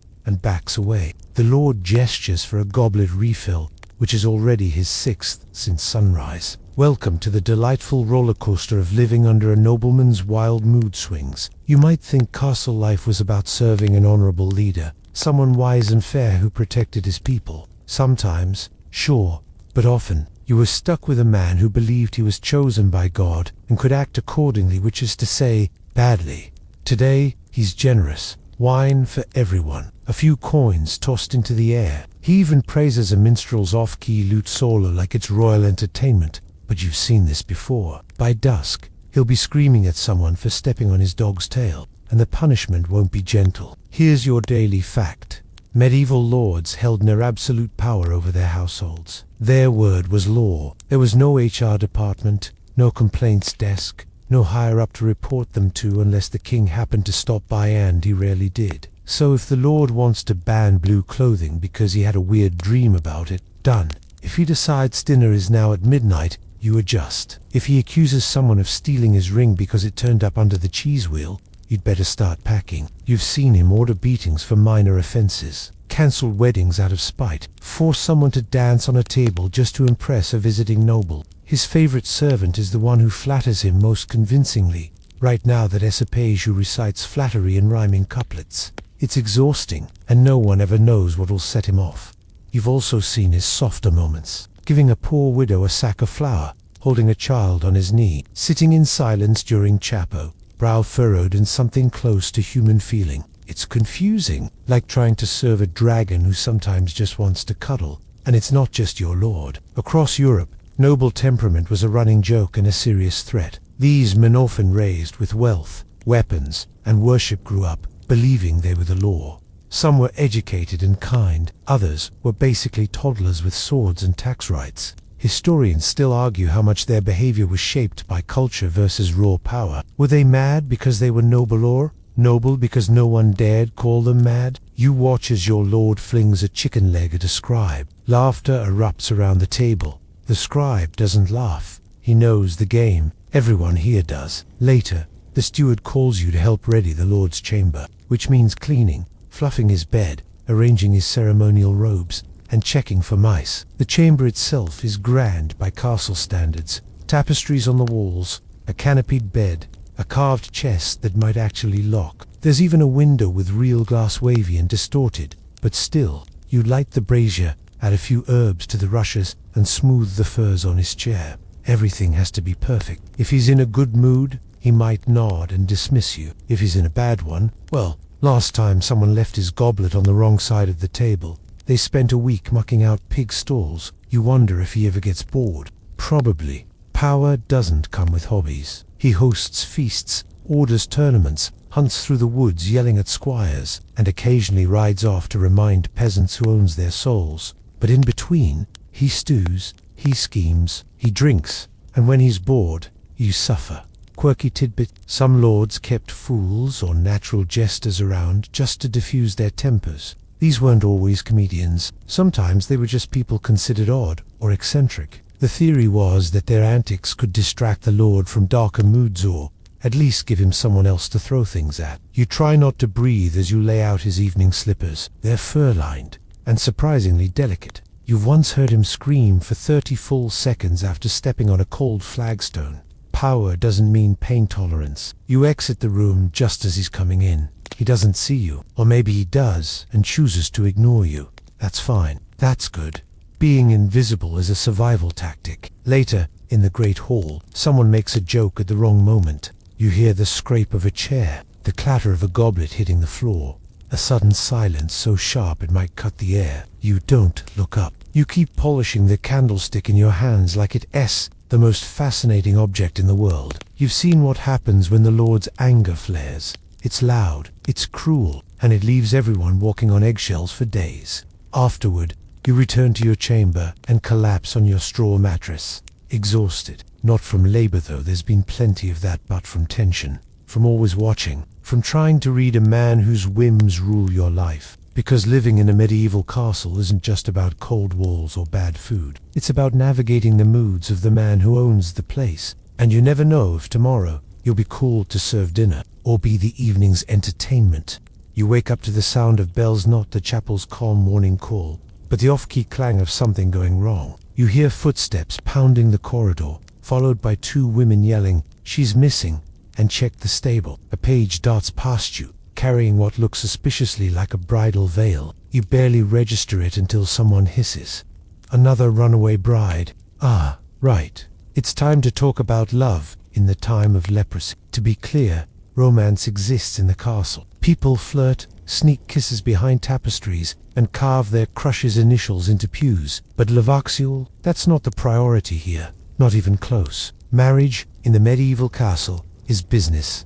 A contract, a land and cattle merger, with a side of... If you're noble, your match has likely been arranged since you were 6, and the other party was still figuring out how spoons work. If you're a servant, the rules are loose, but you still don't marry without permission. Your lord might grant it, especially if you're both productive workers. But if you fall for someone above your station, that's dangerous. At best, you get reassigned to opposite towers. At worst, one of you ends up mysteriously volunteering for a And speaking of monasteries, your dating pool is tiny. A handful of servants, some aging knights, and a few ladies-in-waiting whose primary skill is appearing composed while holding in existential dread. Everyone else is either already married, betrothed, celibate by vow, or your cousin. Possibly all four. You cross the courtyard to help with breakfast and see the cause of this morning's drama.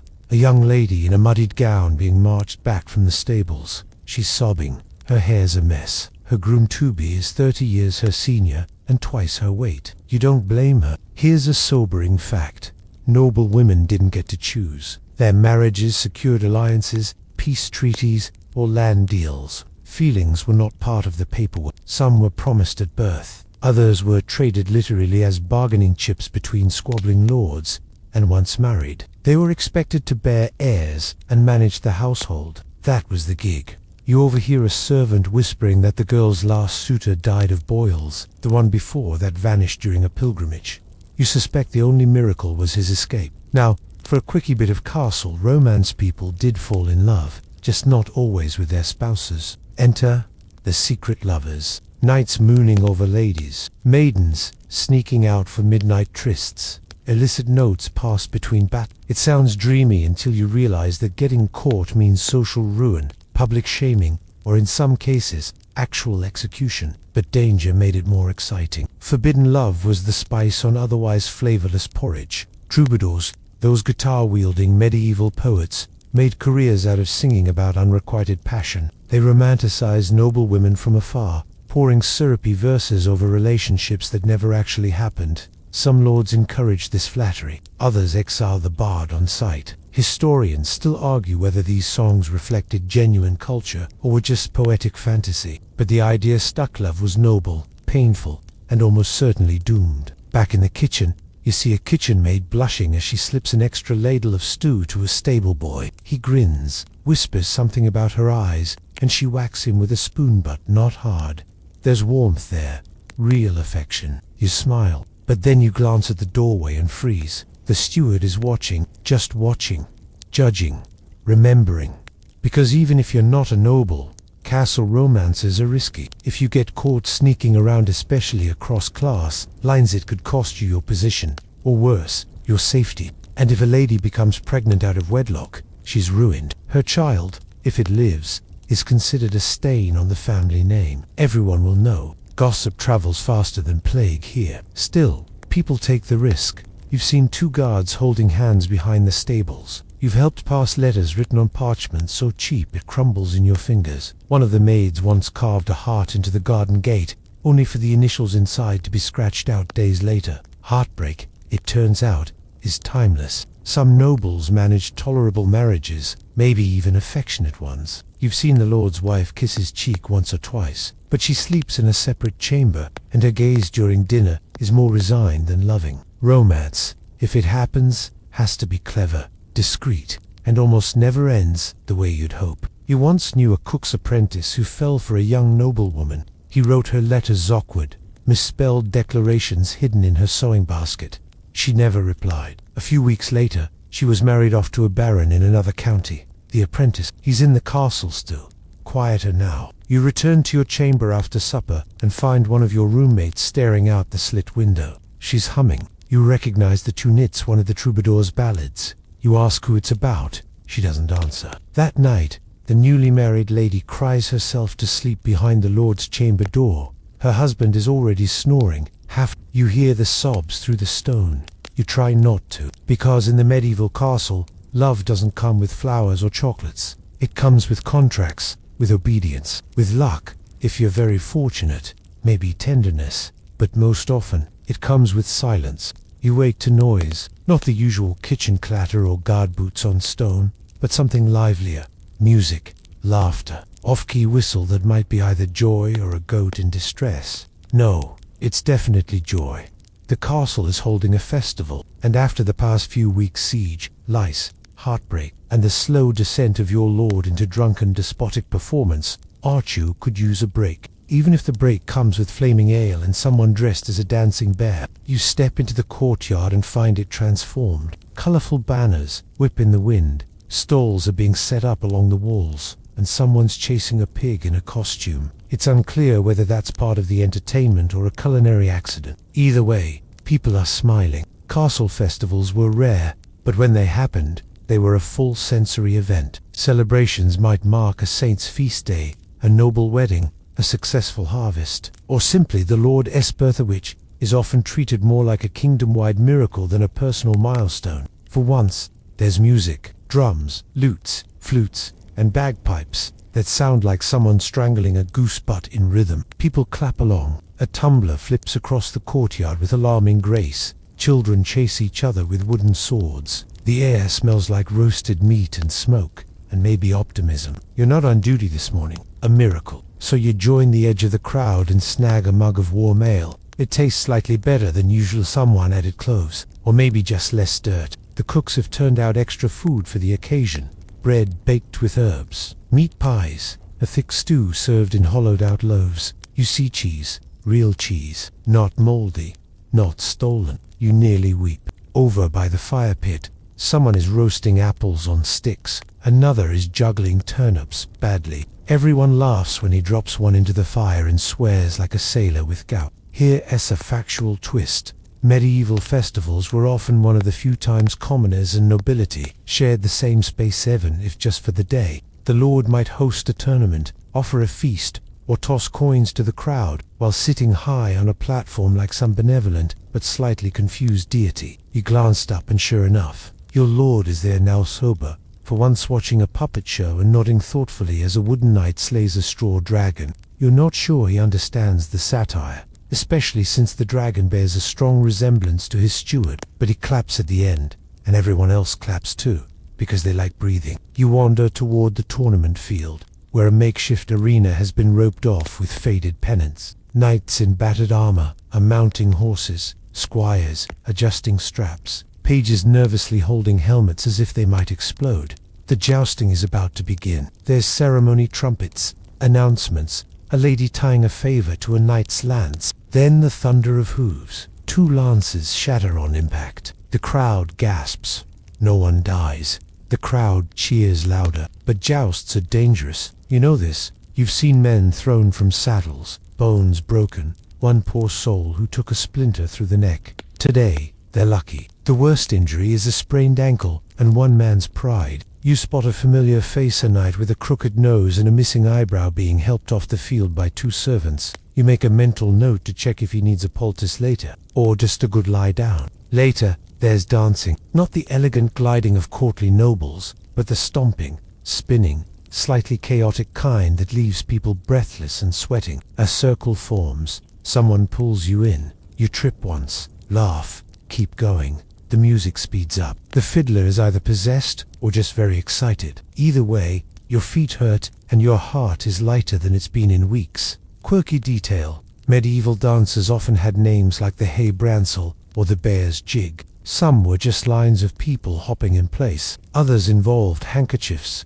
clapping, or elaborate footwork that no one actually remembered. Most people just faked it. So do you. You grab a honey cake on the way back to your seat. It's sweet and sticky and makes your teeth ache in a way that feels dangerously good. You chew slowly, savoring it like treasure.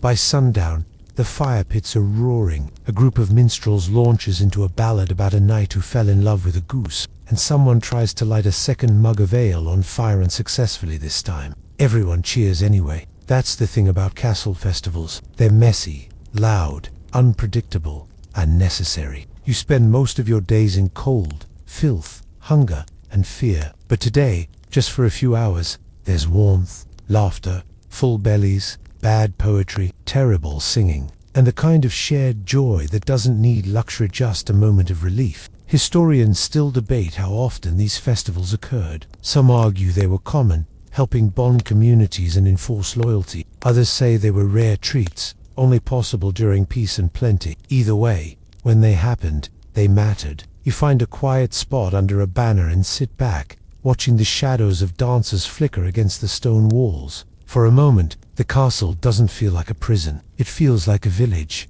a community, a home. You close your eyes. Someone hands you another honey cake. You don't even ask who. You just smile, take a bite, and listen as the bagpipes hit a high note that sounds exactly like a goose getting knighted. Not every day in a medieval castle sucks, but you know it won't last. Tomorrow, the festival ends, and the turnips go back to soup.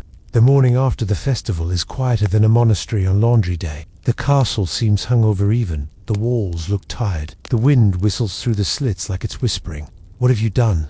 Somewhere, someone... You're not sure if it is a person or the donkey you saw wearing a hat last night. Your head's pounding slightly, thanks to that one experimental sip of fire ale. You think the cup may have been smoking before you drank it? You don't ask questions now. You just need water. And ideally, a time machine. But no, today isn't a rest day. Today, someone's got a headache. That's not from ale. Today, someone needs medical attention. You know, at the moment the messenger bursts into the room wild-eyed, pointing back toward the North Tower. She's bleeding, he says. Again, you follow, and this time you brace yourself. Because medicine in a medieval castle isn't medicine the way you know it. It's a terrifying blend of superstition, guesswork, and herbs someone found near a ditch. The patient is in a stuffy chamber with rushes on the floor and a faint whiff of dried lavender attempting to do battle with the underlying scent of bodily despair. She's lying pale on the bed, soaked in sweat, biting a cloth to keep from screaming. You look at the wounded deep gash across the thigh. A cooking knife accident. apparently. It's already turning an unsettling shade. The physician arrives moments later, looking like he just stepped out of a historical fever dream. Long robe, belt full of pouches, and a beard that could be declared its own lordship. He claps his hands, opens a pouch, and pulls out a pot of green ointment. What's in it? Herbs, lard, maybe a splash of wine, maybe chalk, possibly hope. Here is your mainstream historical fact. Medieval medicine was based largely on the theory of the four humours: blood, phlegm, yellow bile, and black bile. Balance those, they said, and you're healthy. Imbalance. That's why your foot is rotting off. The fix: bleeding, purging, or inducing vomit. Sometimes all three simultaneously. The physician nods solemnly and applies the ointment with fingers he definitely didn't wash. Then he says the magic words. Let's try leeches. Yes, leeches. The humble leech was believed to suck out bad blood and restore harmony to the body. In some cases, it may have helped with certain conditions, but most of the time, it was a squishy, wriggling stab in the dark. You fetch the leech jar because of course there. A leech jarand. Try not to gag as the creatures are carefully placed on the wound. The patient gasps. One of the maids faints. You hold your breath. It's not all leeches and bleeding. Some treatments involve herbs. Chamomile for digestion, rosemary for headaches, yarrow for wounds. You've helped grind them into pastes, infuse them into teas, and burn them over sick beads, while chanting something that may or may not be Latin. Quirky tidbit. One popular cure for toothache involved inserting a dead mouse into the mouth. Another involved wearing a necklace made from fox teeth. That wasn't fashion, that was treatment. You watched as the physician mutters a prayer, a real one, quiet, intense. Even the medical pros hedge their bets with divine help. The church plays a huge role in healthcare. Monks and nuns often serve as healers, running primitive hospitals attached to abbeys. But most castles, they rely on traveling physicians, midwives, herbalists, and when all else fails, because let's face it, they have no idea what causes disease. Is it miasma, bad air? An imbalance in the humours? Sign? Demons? They'll try to fix it with a mix of rituals, herbs, astrology, and a surprising amount of urine analysis. Yes, urine. It was tested for color, smell, even taste. You'd rather not be involved in that part, ever. The patient groans again. The bleeding slows. The physician nods sagely, though whether the leeches helped or the body just ran out of blood to give, you're not sure. You stay to clean up, burn the bandage, sprinkle sage and rosemary on the rushes, leave the window open just a crack for bad air to escape. You're told. Sure. Later, you pass another sick room where someone is being treated for a headache. The cure: trepanning, as in drilling a hole into their skull to release the pressure, or the evil spirits, or both. You peek inside, see the instrument's curved knives, a small chisel, and immediately keep walking. Fast you make it back to the hall in time to hear that another servant has come down with the cough. That could mean anything from a cold to tuberculosis. Everyone moves a little further away from her. You overhear someone suggest wrapping her in a blanket soaked in vinegar. Someone else suggests prayer. A third person says garlic stuffed up the nose. The physician will arrive soon to decide which part of the moon is to blame. Historians still argue whether medieval physicians truly believed all their treatments worked, or if they were just trying to look busy while nature took its course. Either way, surviving an illness often came down to luck, youth, or having access to the freshest herbs and the fewest leeches. That night, you curl up on your straw bed, stomach aching from something you ate, maybe stew, maybe expired cheese, and hope you don't need a doctor, because in a castle, medicine is less about getting better and more about surviving the treatment. You'll halfway through pulling hay out of your boot when a blood-curdling scream echoes through the castle halls. Not the scream of someone who's stubbed a toe or seen a rat. It's sharp, raw, and unmistakably real. You pause, boots in hand, heart racing. Another scream follows, then yelling, then hurried footsteps on the stairs. You already know what it is. Someone's giving birth. You drop everything and follow the noise to the upper chamber. The midwife's already there, sleeves rolled, eyes fierce. She barks orders to two assistants, young girls who look pale and slightly traumatized, because apparently you're standing too close to the door to be excused. The mother Tubi is screaming on a low bed, covered in woolen sheets and prayer beads. Her face is red and soaked in sweat. Her hair is plastered to her face. You try to offer comfort, but she just grabs your arm and squeezes hard enough to bruise. Welcome to childbirth in a medieval castle, a brutal, dangerous, and very public event that nobody ever There's the midwife, who has experienced guts and a handful of herbs tied in a rag. She's in charge here, and rightly so. Midwives were often the only people with genuine knowledge of female anatomy. They were trained by other women, rarely written about in male rune history books, and frequently accused of witchcraft if too many mothers lived. The room is hot. A brazier smokes in the corner. Someone's boiling water, not to clean anything, but to give the illusion of control. The real tools here: rags, prayers, grit. The woman's husband is not present. Medieval men especially. Nobles did not attend births. They waited elsewhere, hoping for a son and not asking too many questions. If the child came out breathing, great. If not, he'd marry again and try again. Here, your historical truth.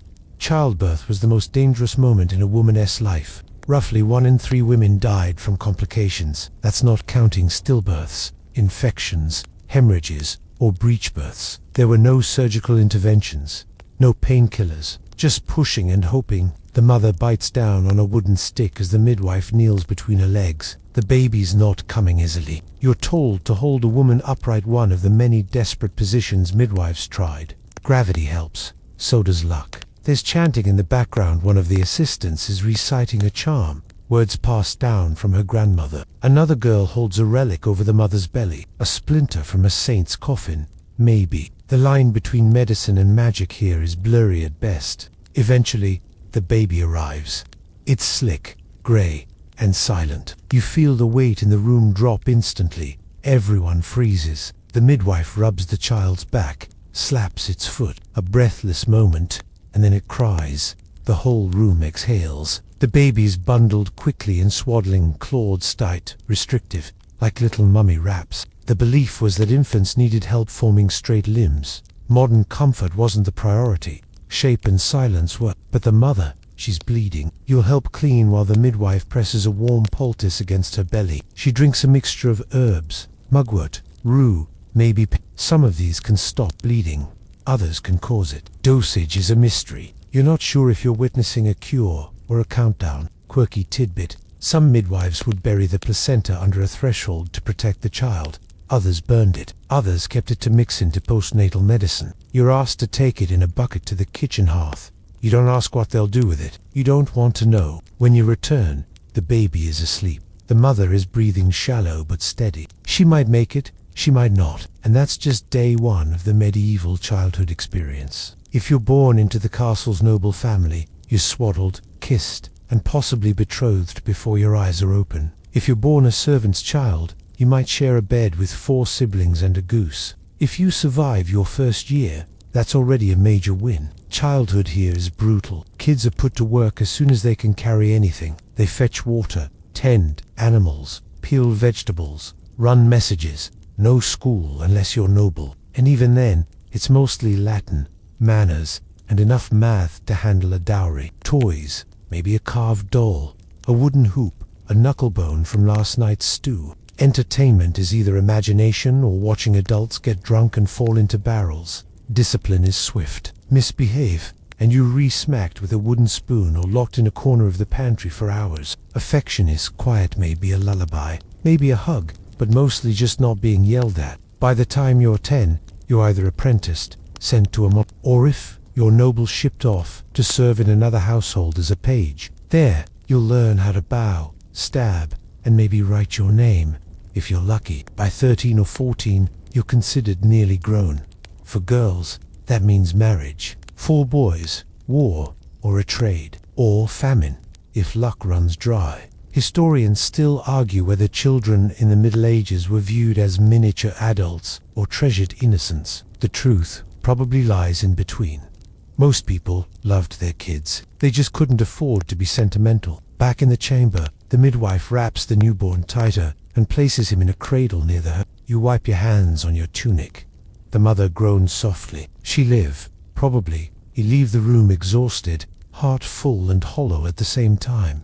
Because you've just seen a miracle, and in this castle, miracles always come at a price. You're carrying a basket of dried rushes through the dim hall when you notice the silence. Not the usual quiet, the sleepy kind that settles after the midday meal, but a stiff, unnatural silence. One that feels like someone holding their breath. A hush wrapped around fear. You spot a group of servants clustered near the chapel steps. They're whispering, pointing, crossing themselves. You set the basket down and edge closer. A woman, one of the herbalist's assistants, is being led by 2 guards. Barefoot, her hair loose, her eyes wild. She's muttering, or maybe praying, or maybe just trying to make herself disappear. The steward announces it in a grim voice. She'll be tried at sunset. You blink. For witchcraft. Ah, of course. You knew things were going too well. The castle has entered one of its more terrifying phases. Justice, a mix of fear, folklore, and a whole lot of that seems suspicious. Let's torture her and see what happens. Accusations like this don't come out of nowhere. Sometimes, all it takes is someone getting sick, a cow dying, a strange dream, or a woman being a little too quiet, or a little too clever. In this case, the assistant was caught gathering herbs by moonlight. Perfectly normal, if you're trying to avoid the mid-afternoon glares of judgmental nobles.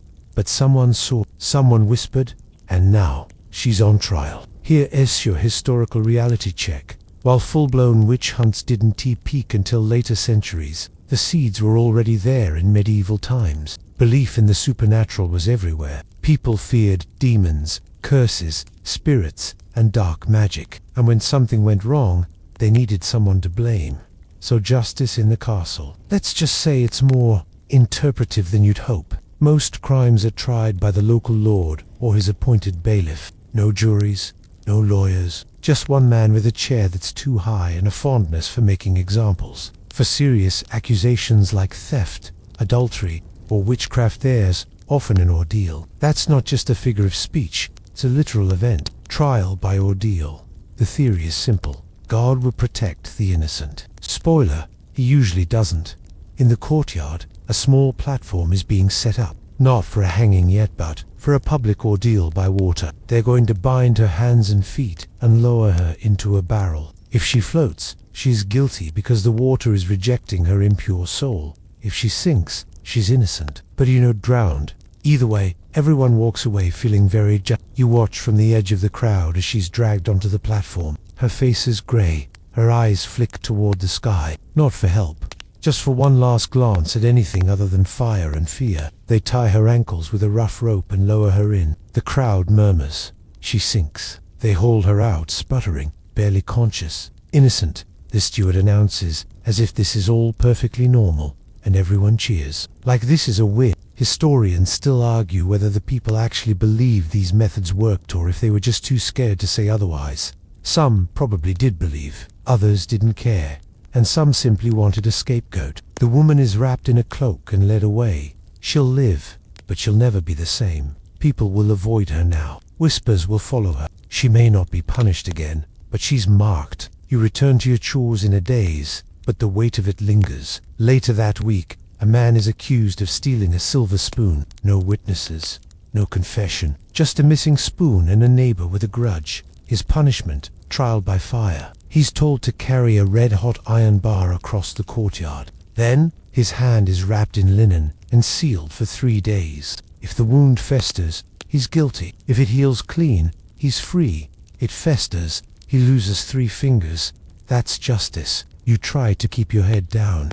You speak only when spoken to. You double-check every borrowed tool, every uneaten crust of bread, every strange look, because the wrong moment, the wrong word, the wrong day, and you're the next one on the platform. Quirky fact, animals were sometimes put on trial too. That's not a joke. Pigs, rats, even insects have historical records of being summoned for court appearances. One pig was hanged for killing a child. People really needed their world to make moral sense, even if it meant putting a goat on trial. In the evening, the Lord holds court in the Great Hall. A procession of complaints begins. One peasant accuses another of cheating in trade. A servant claims a knight kicked her. A boy insists his cousin used evil eye magic to spoil a pie. You listen to each. The Lord's response is growing more arbitrary by the goblet. The peasant gets fined. The knight walks away smirking. The pie-related curse. That boy's getting whipped for lying. and you're just glad your name didn't come up. Justice, in the medieval castle, isn't about facts or fairness. It's about power, and about making sure anyone gets punished when things go wrong. So you step lightly, you speak softly, and you keep your herbs very well hidden. The chapel bell rings at dawn, pulling you out of a half-dream about running away to a land where bread is soft, floors are warm, and no one's trying to bleed you with leeches. You groan, roll over on the straw, and immediately regret it. Hip finds a chicken bone buried beneath the rushes. No time to complain. It's prayer hour. You shuffle into the chapel with the others. It's cold, dark, and smells like incense and wet wool. A monk is already chanting, his voice echoing off the stone like a ghost stuck in Latin class. Everyone bows, everyone crosses themselves. You do, too, because in this castle, religion rules everything, and not in a soft, reassuring their way. It rules you the way the weather rules crops, the way your Lord rules your body, the way lice rule your blanket. It's everywhere, all the time, from how you eat to how you breathe. You say a prayer before your porridge, a prayer before working, a prayer before sleeping. You pray during childbirth, during plagues, during storms, during feasts, and definitely during sieges. And if you sneeze more than once in a row, someone might sprinkle holy water on you, just in case. The church is more than spiritual, it's political, economic, invasive, powerful. Castles have chapels. Every noble family has most villages revolve around a church like moths to a flame, but the flame is hot, and if you fly too close to it, you burn. Take sign, for example, there's a sin list, a real one, detailed, specific. Everything from lust to gluttony to skipping prayer hours can land you in confession or work. Did you covet someone's cloak? Sin. Eat meat on a Friday. Sin. Masturbate. Definitely a sign. Question why you're not allowed to marry the person you actually love, because they your third cousin. Sin. Extra sin if you say it out loud. Here is your cold historical fact. The church dictated daily life in ways modern folks would find bonkers. Time was divided by prayer hours. The calendar was stuffed with saint feast days. Major decisions, births, deaths, marriages, land disputes were blessed or banned by local clergy. And if you died without confessing, you were basically considered spiritual roadkill, and you haven't even gotten to penance. If you sin and, let's face it, you confess to a priest, and he assigns your punishment. It might be a dozen Hail Marys, or fasting for 3 days, or walking barefoot to a shrine 30 miles away. Or, if you've really messed up, standing in front of the congregation in a sackcloth robe while people throw cabbage at you. Once, a kitchen boy was caught stealing a salted fish. He spent a week wearing a rope around his neck and crawling to chapel on hands and knees. He said the fish wasn't even good. Historians still argue whether everyone truly believed, or if some were just going through the motions to avoid trouble. Truth is, faith was complex. Some people clung to it, others feared it. Some used it, especially the powerful. Take the Lord's chaplain, a sharp-eyed man with a voice like buttered iron. He handles all things spiritual, but he also whispers advice into the Lord's ear. Who to marry, who to punish, whether a new tax is morally justified. Spoiler, it always is. In a castle, the line between religion and politics is thin. Clergy are educated, literate, respected, also feared, especially if they start throwing around words like heresy. Heresy, the one word scarier than plague. Doubt the teachings of the church. Question the nature of the saints. Say, hypothetically, maybe that relic doesn't actually contain St. Margaret's eyebrow. Heresy. If you're lucky, you're whipped, fined, or exiled. If you're not, or you've heard about the burnings. Even books are dangerous. Most people can't read, but if you can, and you read the wrong thing, you better hope it's in Latin. That way, at least fewer people will understand when you're accidentally branded a devil sympathizer. And then there are the relics. Every chapel has them. Splinters of the true cross, bones of obscure saints, bottles of holy tears. You've seen people kneel before what claimed to be a thorn from the crown of thorns. You suspect it's hedgehog quill, but you keep your thoughts to yourself. You once saw a nun nearly faint from joy after kissing a stone that supposedly bore Christ's footprint. You kissed it too, just in case. You leave chapel and find the priest blessing the pantry. Someone said the last batch of bread rose too quickly. Obviously, That means demonic yeast. You see a servant chalking a protective cross above the storeroom. Someone else mutters about Saint Eligius and touches their amulet. The air feels heavy with something between fear and habit, because deep down, everyone believes something's out there. Maybe it's God, maybe it's the devil, maybe it's just mold, but no one wants to risk being wrong. So you pray, you cross yourself. You clutch the holy medallion around your neck that may or may not be made from recycled spoon metal. Because in this castle, religion isn't something you practice, it's something you obey. You light a tallow candle and hold it high. The flame flickers violently in the draught, and the shadows it throws on the wall look like fingers stretching toward you. It's night, and in the castle, night isn't romantic, it's terrifying. By day, the stone corridors feel bleak but familial and welcoming. Sure, but navigable. After the castle transforms into a pitch-black labyrinth, where every creak, every whisper of wind, and every echo becomes a potential threat. You step carefully, the floor cold and uneven beneath your boots. The torch in the sconce ahead has gone out. Typical, there's no such thing as reliable lighting in a medieval castle. Candles are expensive, oil lamps are fickle, torches drip hot wax and smoke into your eyes. So when the sun goes down, so does visibility. You hear something skitter across the floor, probably a rat. Hopefully, you reach the end of the corridor. Turn right in, nearly trip over a chamber pot someone left out. You curse under your breath. Not too loud, sound carries in stone halls, and you're not the only thing awake. Here's the fact they don't put on castle brochures. Once night falls, the building becomes dangerously alive. The architecture itself works against you. Spiral staircases twist in ways that feel wrong in the dark. Narrow passages lead to dead ends. Some staircases go nowhere.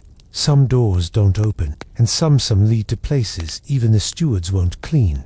You pass the great hall. It's empty now, save for the dying embers of the hearth and a sleeping dog that growls softly as you near.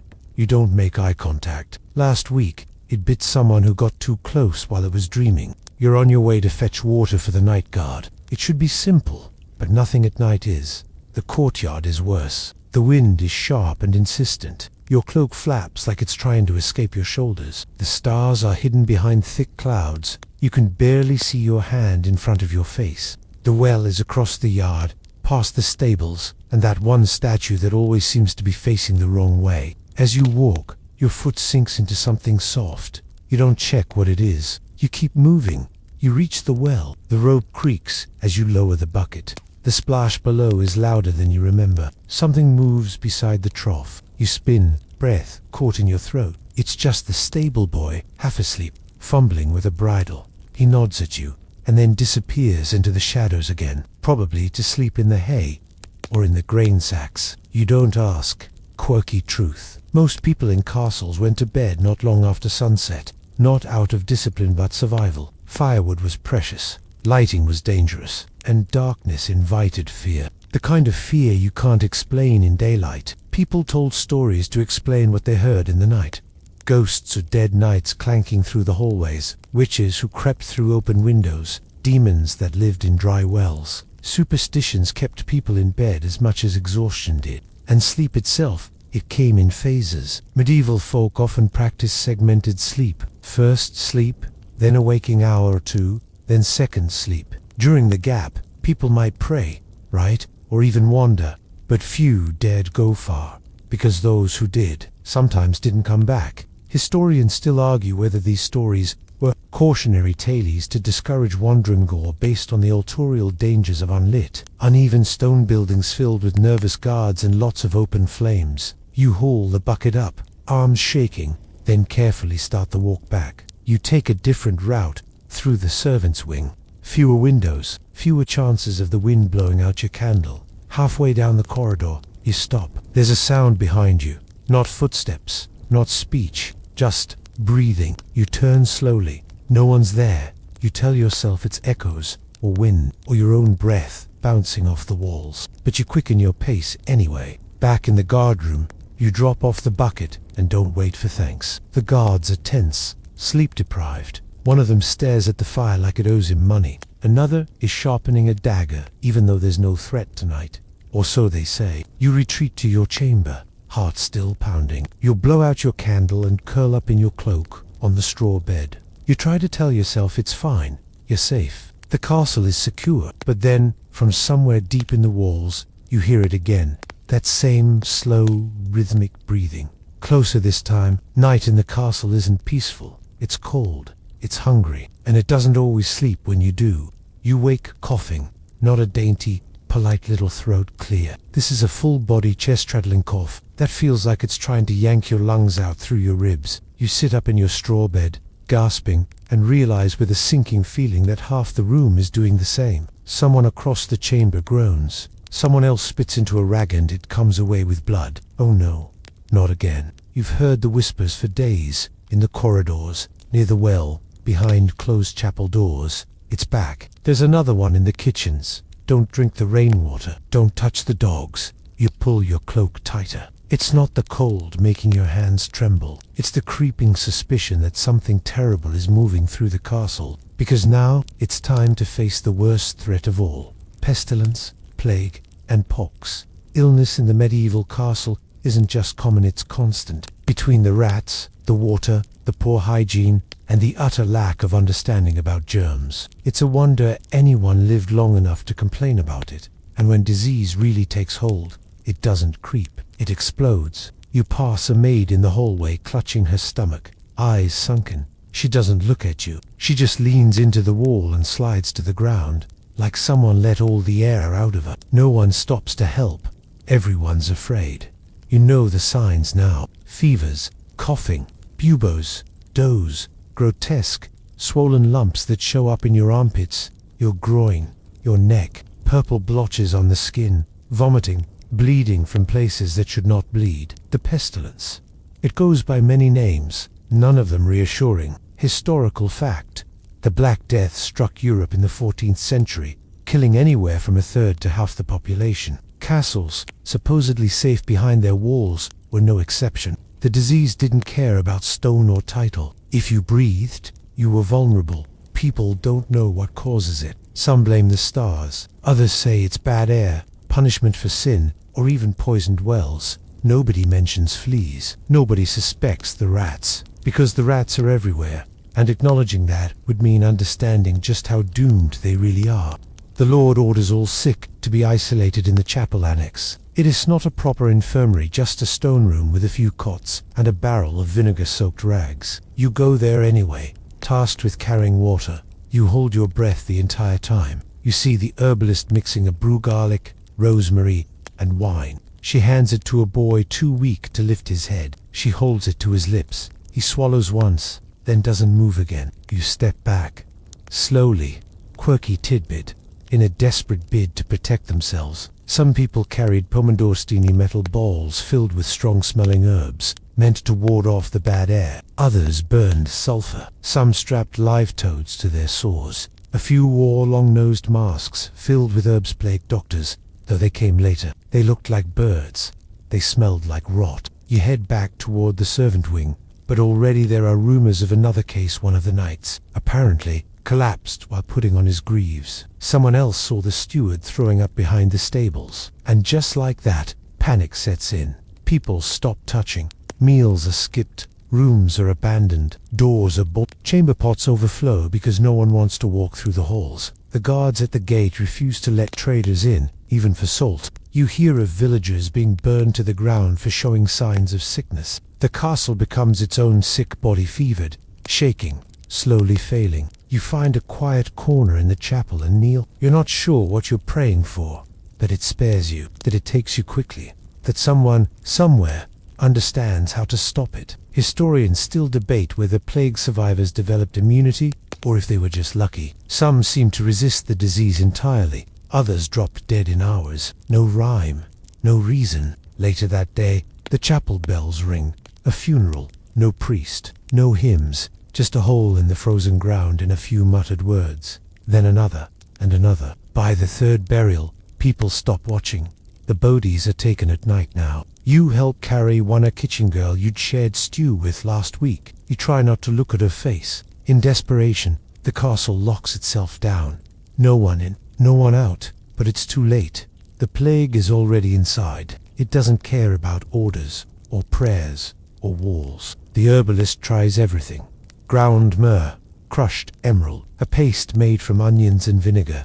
She burns rosemary in every hallway. She fasts for 3 days. She sacrifices a white rooster. None of it works. People vanish, not in the wandered-off sense, just quietly missing from their cots one day, never spoken of again. The Lord stops holding court. The great hall is empty. Food is left at the doors of rooms. Dogs roam freely, licking at discarded bowls. The rats are fatter now. You stop sleeping. When you finally collapse from exhaustion, you dream of black roses blooming in your lungs. Then one day, the coughing slows. The chapel is quiet. No new bodies. It just ends. Not with celebration, with silence. The kind that presses in on your ears and makes you wonder if the castle has died and no one told you. You step into the sun for the first time in days. The courtyard smelled like smoke and soap and death. But there are still people here. Not many, but enough. You survived. For now, but you'll never forget the sound of that first cough, or how quickly it all went dark. It starts with a drip, just a quiet, innocent plip on your forehead. You look up, expecting condensation or maybe a leaky wineskin overhead. Nope, the ceiling itself is weeping. You step back and watch as another drop falls, then another. A growing puddle forms on the floor. The stones are slick, and the air smells of rot and wet fabric. Welcome to the next delight of castle life, the slow collapse of your crumbling fortress. Yes, it's official, your home is falling apart. Not in a dramatic, collapsing towers kind of way, but a long, exhausting, drip drip draft draft march towards soggy ruin. Let's start with the walls. They were built thick.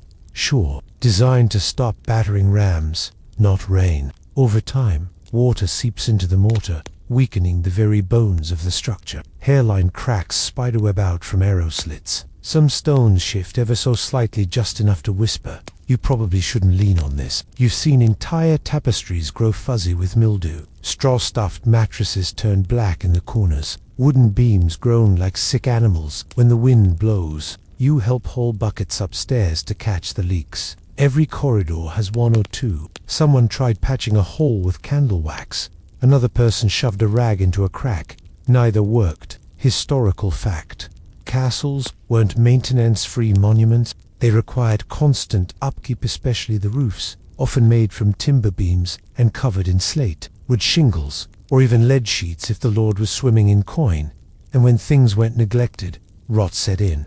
Sometimes literally. The roof above the great hall sags slightly. Everyone pretends not to notice. You walk across a floor that feels soft beneath your boots. Not good. You lift a loose stone and see what used to be a support beam. It crumbles under your touch, eaten away by damp worms and time. You recenter the pantry to fetch dried herbs and find a corner where the wall has bowed outward. Just a bit of a quiet bulge, but enough to send a jolt through your spine. One hard frost, one hard wind, and this wall might just give up.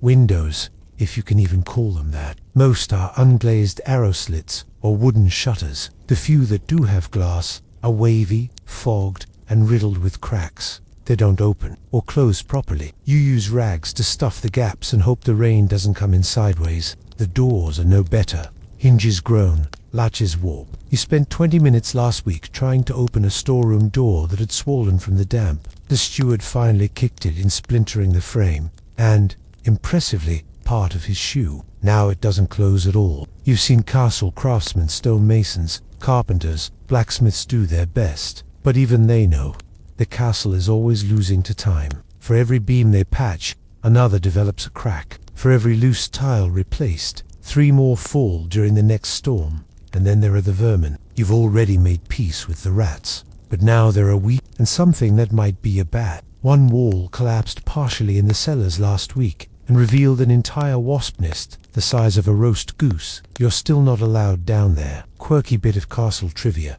Some castles developed drainage systems, gutters carved into stone, rainspouts shaped like grotesque animal heads. These were impressive in theory. In practice, most clogged fast and then overflowed right into someone's bed. Often the steward's is not happy about it. You start to notice other things now.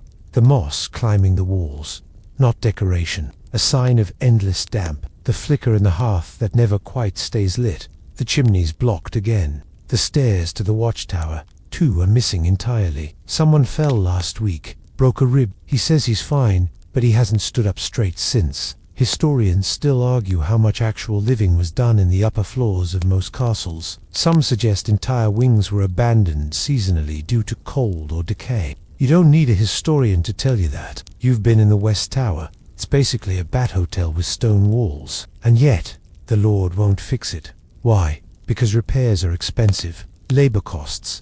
Materials cost. And there's always something else. The coin needs to go toward defending the border, bribing a bishop, feeding the garrison, planning the next feast. You once overheard the steward muttering, "Patch the ceiling with prayer if you must wear out of lime." So, day by day, the castle rots from the inside out. And you learn to live with it. You walk around the puddles. You sleep under the least drippy beams. You stop using the south stair entirely, because one more creak and it'll be stairs no more. There's something poetic about it, in a bleak, mold-scented way. These walls once stood strong against sieges. Now they crumbled under winter rain. This was meant to be a fortress, a symbol of power. Now it's a sponge with ramparts, but it's still yours. And even as it groans and sags and sheds chunks of itself like a molting beast, the castle endures. Barely. There's shouting in the bailey, not the casual argument over Turner Prashan's kind. This is full-throated, echoing panic. You halfway through dumping spoiled grain into the pig trough when you hear the word that makes your stomach turn to stone. Raiders. You drop the bucket. People scatter. Some grab buckets of water. Others grab children. You grab the nearest cloak, someone else's. You think and run toward the battlements with the others. The guards are already in place. Boughs strung, boiling water, heating. One knight still fastening his greaves shouts something about assembling the garrison. He sounds brave. He also sounds like he's barely awake. From the wall top, you squint into the distance and see them. A column of dark figures on horseback, moving fast. Too fast to be traders. Not enough banners to be friends. Just dust and steel and bad news. Today, you meet the castle's other reason for existence. Defense. Castles weren't built for comfort. You've lived that firsthand. They were built to withstand, to repel, to be ugly, unmovable obstacles to anyone who thought, "Hey, maybe I'll take this land for myself." The walls are tall, the gates reinforced with iron. The towers give archers a perfect angle for raining death from above. The outer bailey acts like a trap, funneling attackers into narrow spaces. There are murder holes, portcullises, spike pits, if someone remembered to reset them. And still, despite all that, your hands are shaking. Because siege warfare isn't a distant idea. It's a nightmare you can't wake from. Historical fact. Medieval sieges could last for weeks, months, years, even. Starvation, disease, psychological torment. Siege was the slowest, most miserable form of warfare. If the walls held, great. If they didn't, everyone inside paid the price. The Lord appears now, armored and scowling. His voice bellows down from the tower. "To your posts." You duck as a servant, Pathos with a basket of arrows, muttering curses in 3 languages. The enemy doesn't storm the gates. Not yet. They encircle. Siege Tactic 101. Isolate the castle. Cut off food, water, morale. You're already short on all 3. The steward orders everyone on ration duty. You're sent to the cellar. What you find makes your stomach sink faster than a lead anchor. 4 sacks of grain, all damp. 2 wheels of cheese with more fur than a cat. The wine's fine, but wine doesn't feed anyone but priests and bad poets. You return to the main hall as doors are barred. The portcullis comes down with a final clang. You're locked in. Everyone is. The waiting begins. Days pass. Tension festers like an infected wound. The nights get snappier. The servants get quieter. Someone starts rationing water by the spoonful. You see a dog chew on a boot and realize it's not playing, it's hungry. The outer walls hold for now, but arrows fly over them nightly. One strikes the stable roof, and now there's a fire watch. You volunteer for the midnight shift, because sleep won't come anyway. Quirky fact, during sieges, castles sometimes launch dead animals over their walls, not to be polite, mind you, to spread disease. A sort of early germ warfare with bonus stench. You witness it on day 7. A rotting goat hits the courtyard with a sickening slap. The air afterward is unforgettable. There's also shouting from the walls, insults, taunts. A guard sings a love song so badly the enemy actually stops firing for a moment. perhaps in horror. Historians still argue how often full-scale castle sieges happened versus quick raids or negotiated surrenders. But when they did happen, they changed everything. Food spoiled, tempers flared, people lost hope and then lost everything.